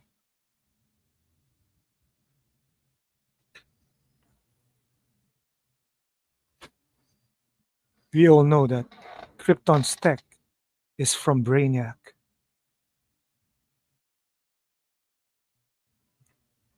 Would have been great if we had the Man of Steel too, with both Brainiac and Supergirl. But who knows? Sell Snyderverse to Netflix, sell ZSJL to the Netflix.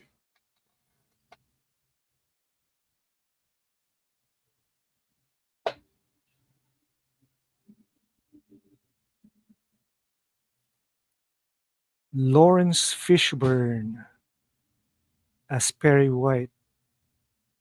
He's the first black guy who played Perry White.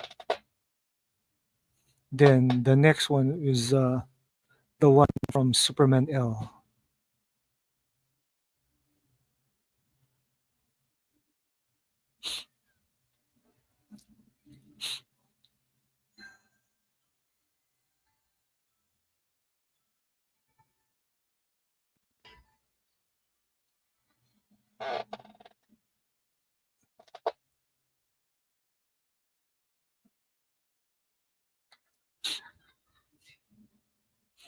The destruction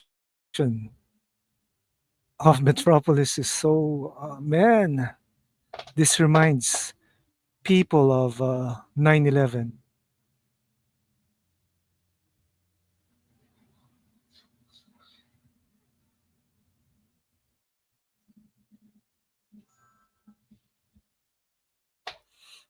Honestly, the MCU didn't really tackle such devastation after the invasion of New York. They tackled the result of that invasion piecemeal.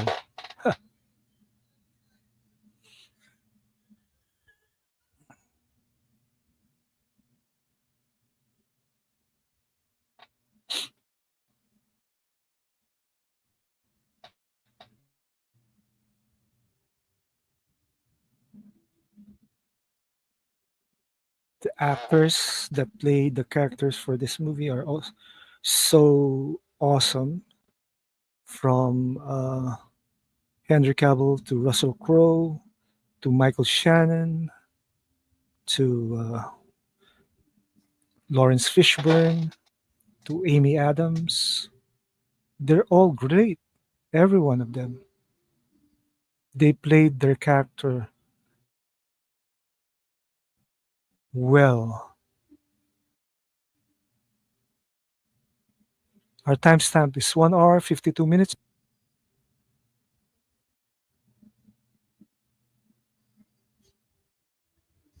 This movie doesn't feel dated at all. Honestly, it looks as fresh as it was once. Look, it looked since 2013. I remember watching in theater, and I liked Superman Returns back then. But when I saw this, man, I was blown away.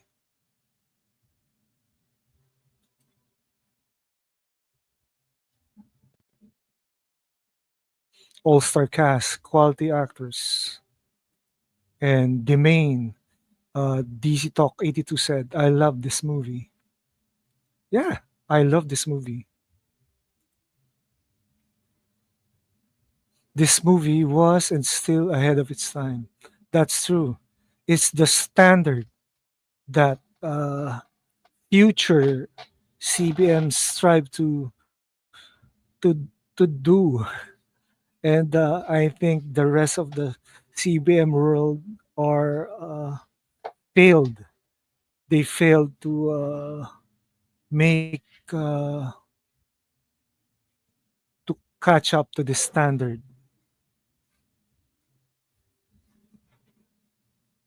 You know, cinematography, effects, story. The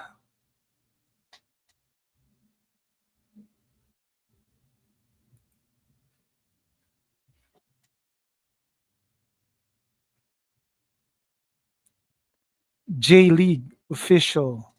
This movie is so uh, realistic.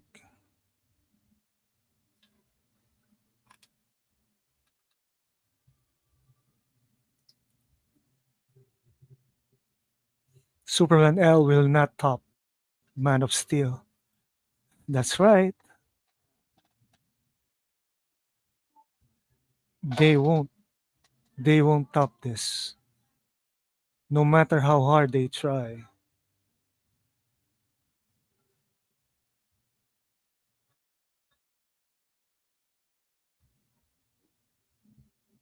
He did it,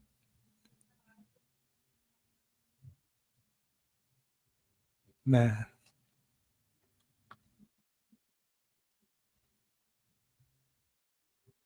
All right.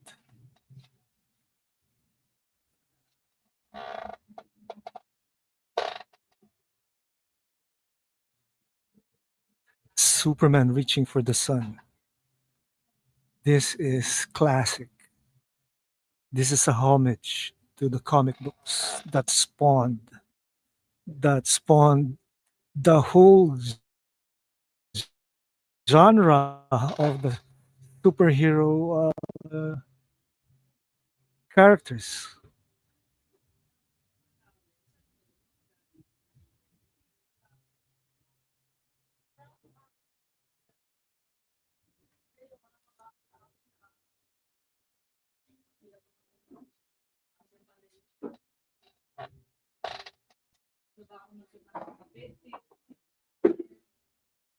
Thank you for joining the chat, J League official.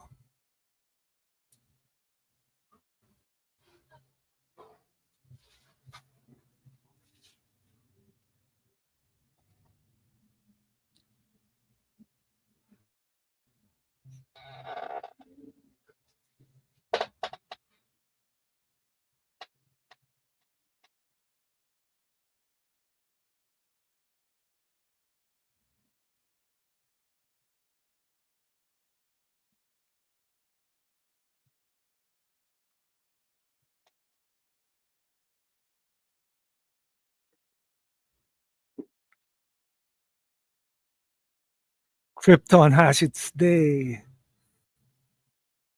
Chris, Krypton has its chance. You know what's amazing was the scene in BVS where they mix these scenes like, you know, Zack Snyder really is a great creator. He's a great director.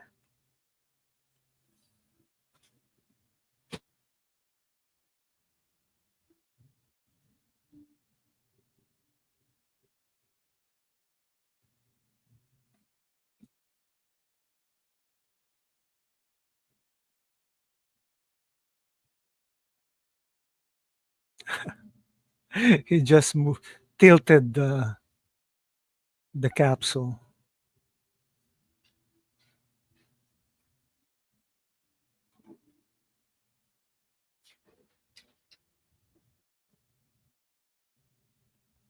Awesome, awesome scene.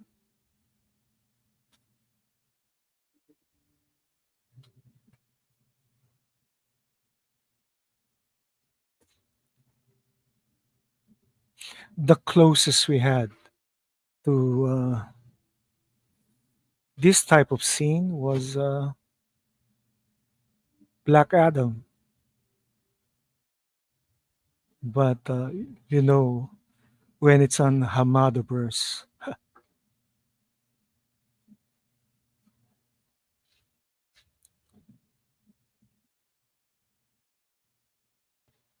a good death its own reward.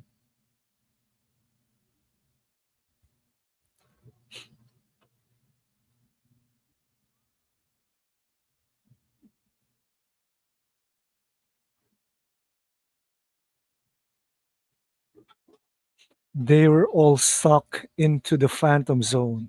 So basically, if they could have done Man of Steel 2, we'll see the Kryptonians again. All of them.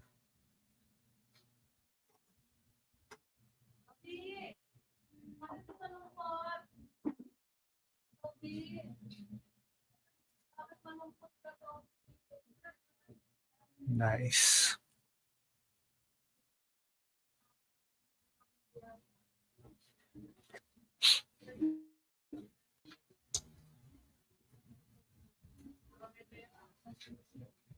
This is the fallout.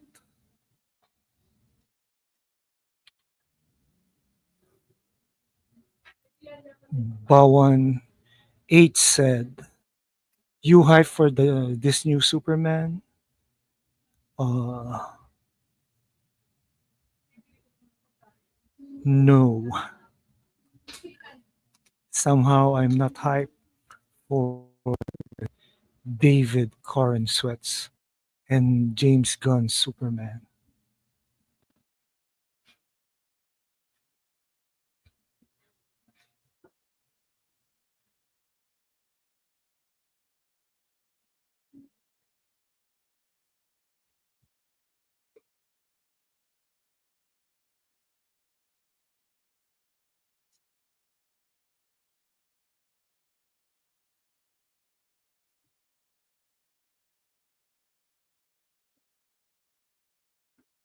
I hope you're wrong for both of us.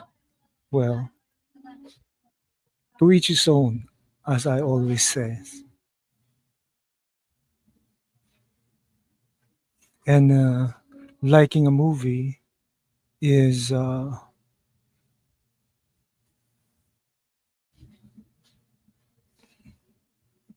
is a perspective of oneself.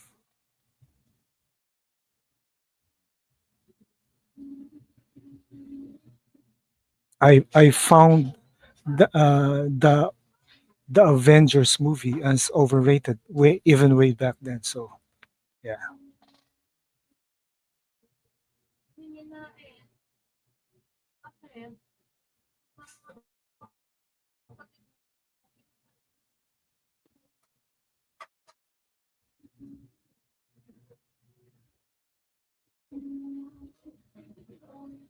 it's a bit noisy still.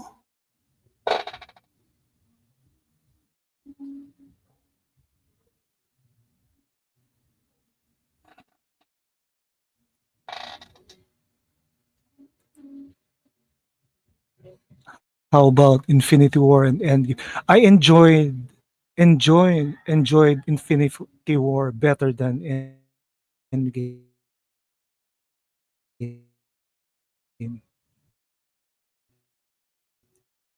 because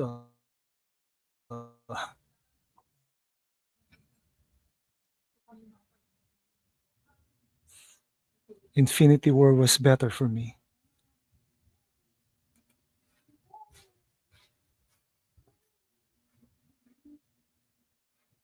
Hmm. Just like DC Talk said, we're not hyped for Superman L.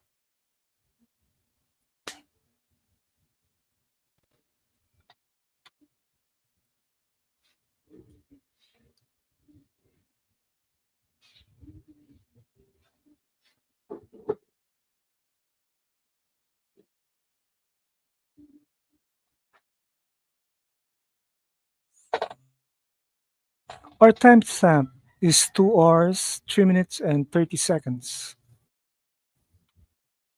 Yeah.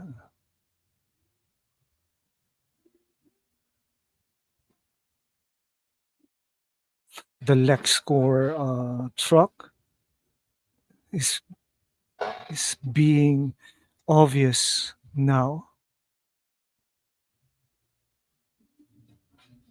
It's too bad that we didn't have Lex Luthor here in Man of Steel, but it's it's a better suspense for that character.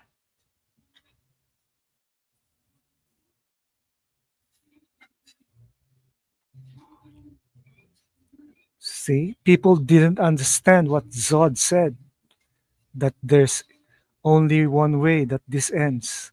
Either Superman dies or Zod will.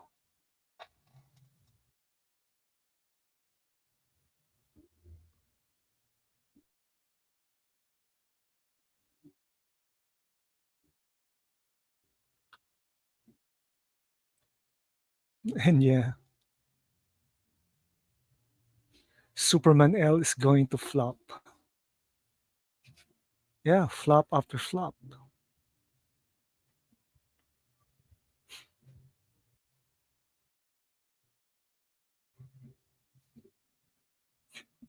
So this scene is where Zod fully embraces his powers. He looks like that evil miracle man, especially now.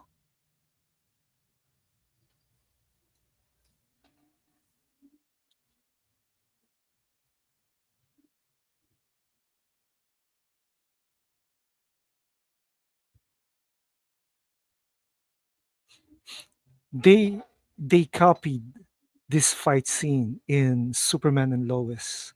I forgot what season, but this is, of course, the blueprint.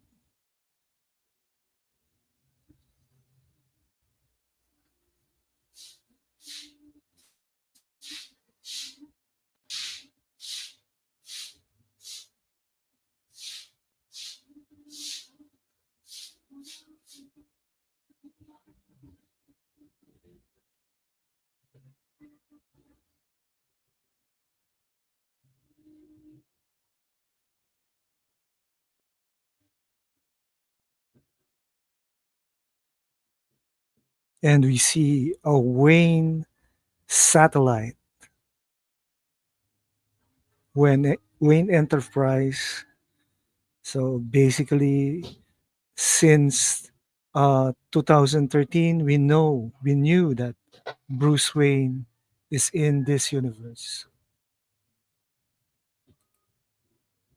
Sin Havoc said, Superman L, no hype, no interest, no excitement, not even curious.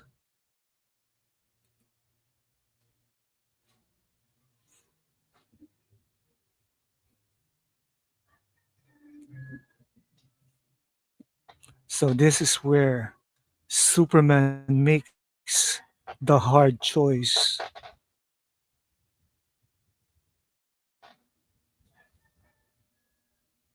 Honestly, the critics of this film says that Superman can just fly Zod away and save the family.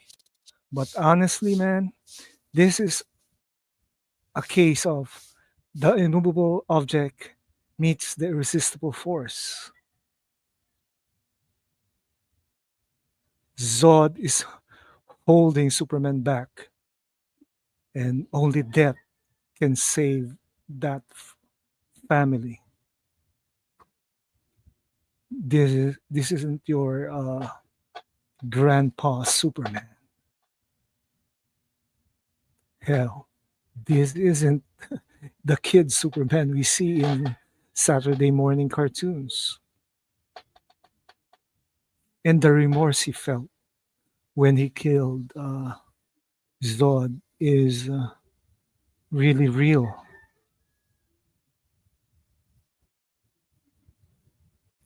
It was Superman's beginning. That's why it's Man of Steel. True. That's true. He wasn't the perfect Superman, but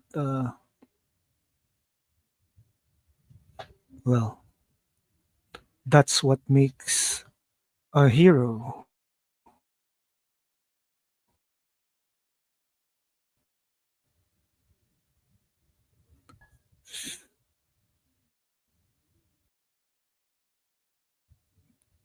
2 minutes, 2 hours and 29 minutes, 4 seconds.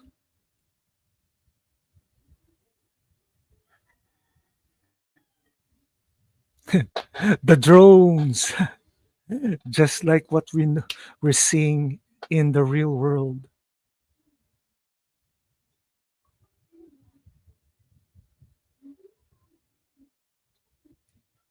I grew up in Kansas, General. I'm as American as it gets. Well, he's not psycho, if that's what the haters mean.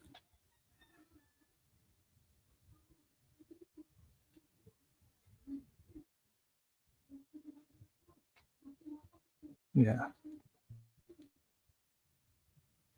Superman, trusting General, Swanwick, Captain Ferris. Sounds like a character from Green Lantern.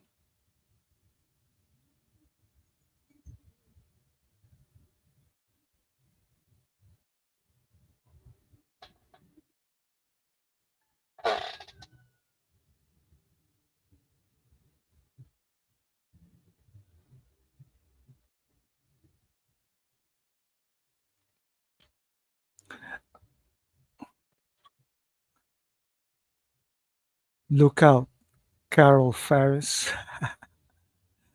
Yeah. Star Sapphire. That's well, that's comic accurate.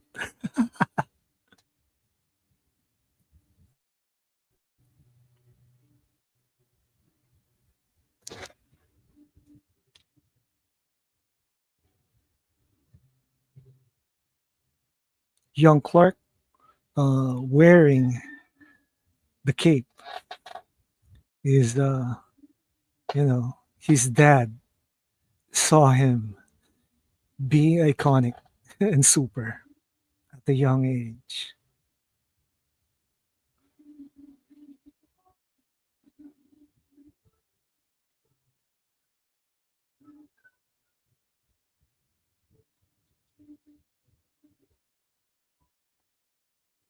And the reason why he really worked for the Daily Planet is him grounded. Reminds you of Superman Birthright.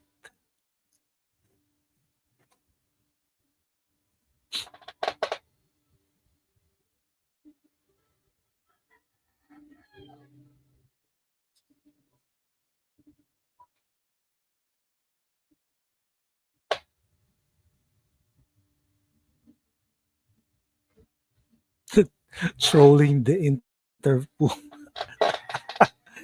Man.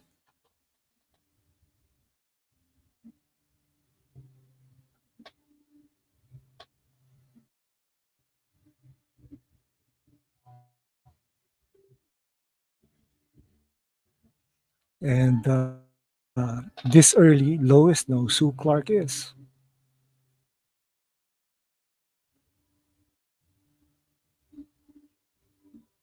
She is actually bright. All right, Man of Steel. Yeah, awesome, awesome movie. So, how do you rate this movie? 9/10. It's a great movie. It has depth.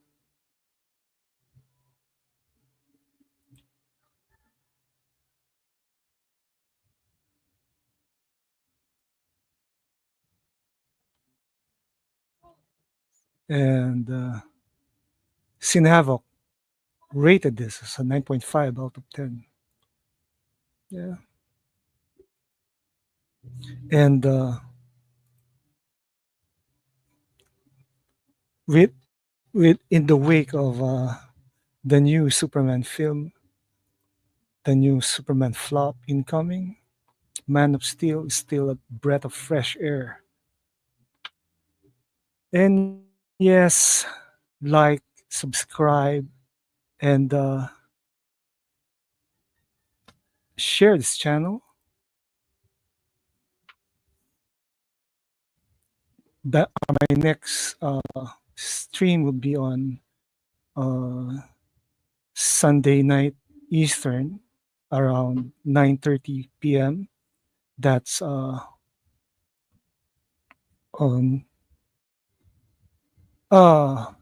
that's 8:30 Eastern time for those in the States. My it's on my stream is on Monday morning at 9:30 here in the Philippines. So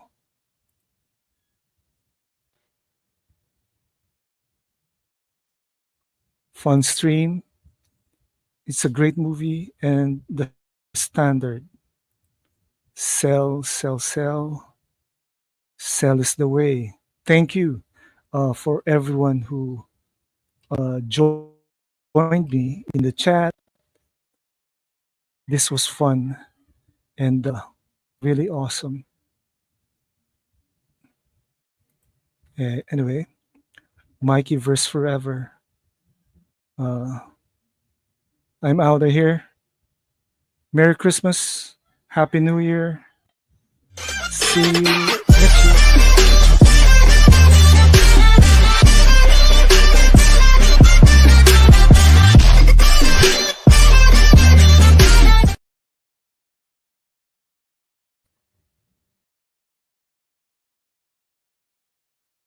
Everybody just calm down, the bishop wrote this, let's go. Hey yo, I hear everybody talking about how the Snyderverse is not coming back, I beg to differ. Hey yo, this is just a little song of encouragement for all my people in the hashtag Cell movement. Are you ready? It's coming, told ya. It's coming, told ya. It's coming, once again. We have waited for far too long, that's the reason for this song. The Snyderverse is coming back, and we see the bayers and the haters talking smack. These people never stop the attacks, oh no. But do you want it? Do you really, really want it? Do you want that Snyderverse? We really want it, cause we really, really love it. We gon' get that Snyderverse. Yes, we really want it. The Snyderverse is coming back.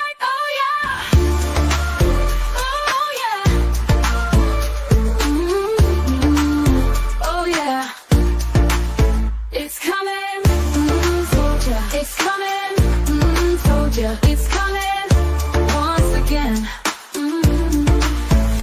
All the hashtags are on fire. We're doing everything we can.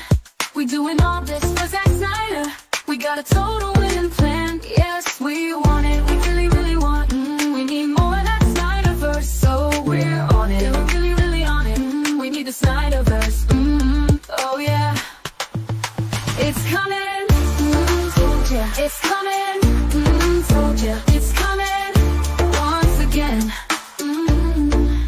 Yo, shout out to the Cool Table, the Syndicate Network and colleagues, and last but not least, the executive branch. Repeat after me. My gift is forever. My gift is forever. My gift is forever. My gift is forever. It's coming, told ya. It's coming, told ya. It's coming, once again. Hashtag self-Snyderverse.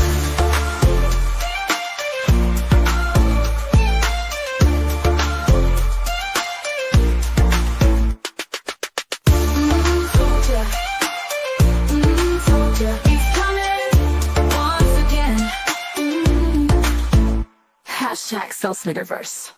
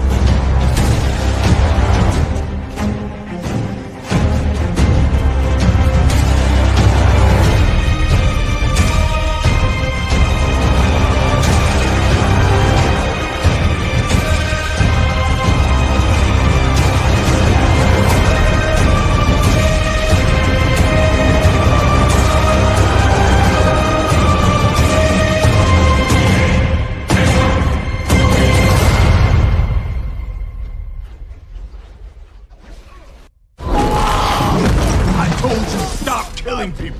They look alive to me. Because I saved them. Well, that's why I waited until you were there. I got the information I needed. No one died.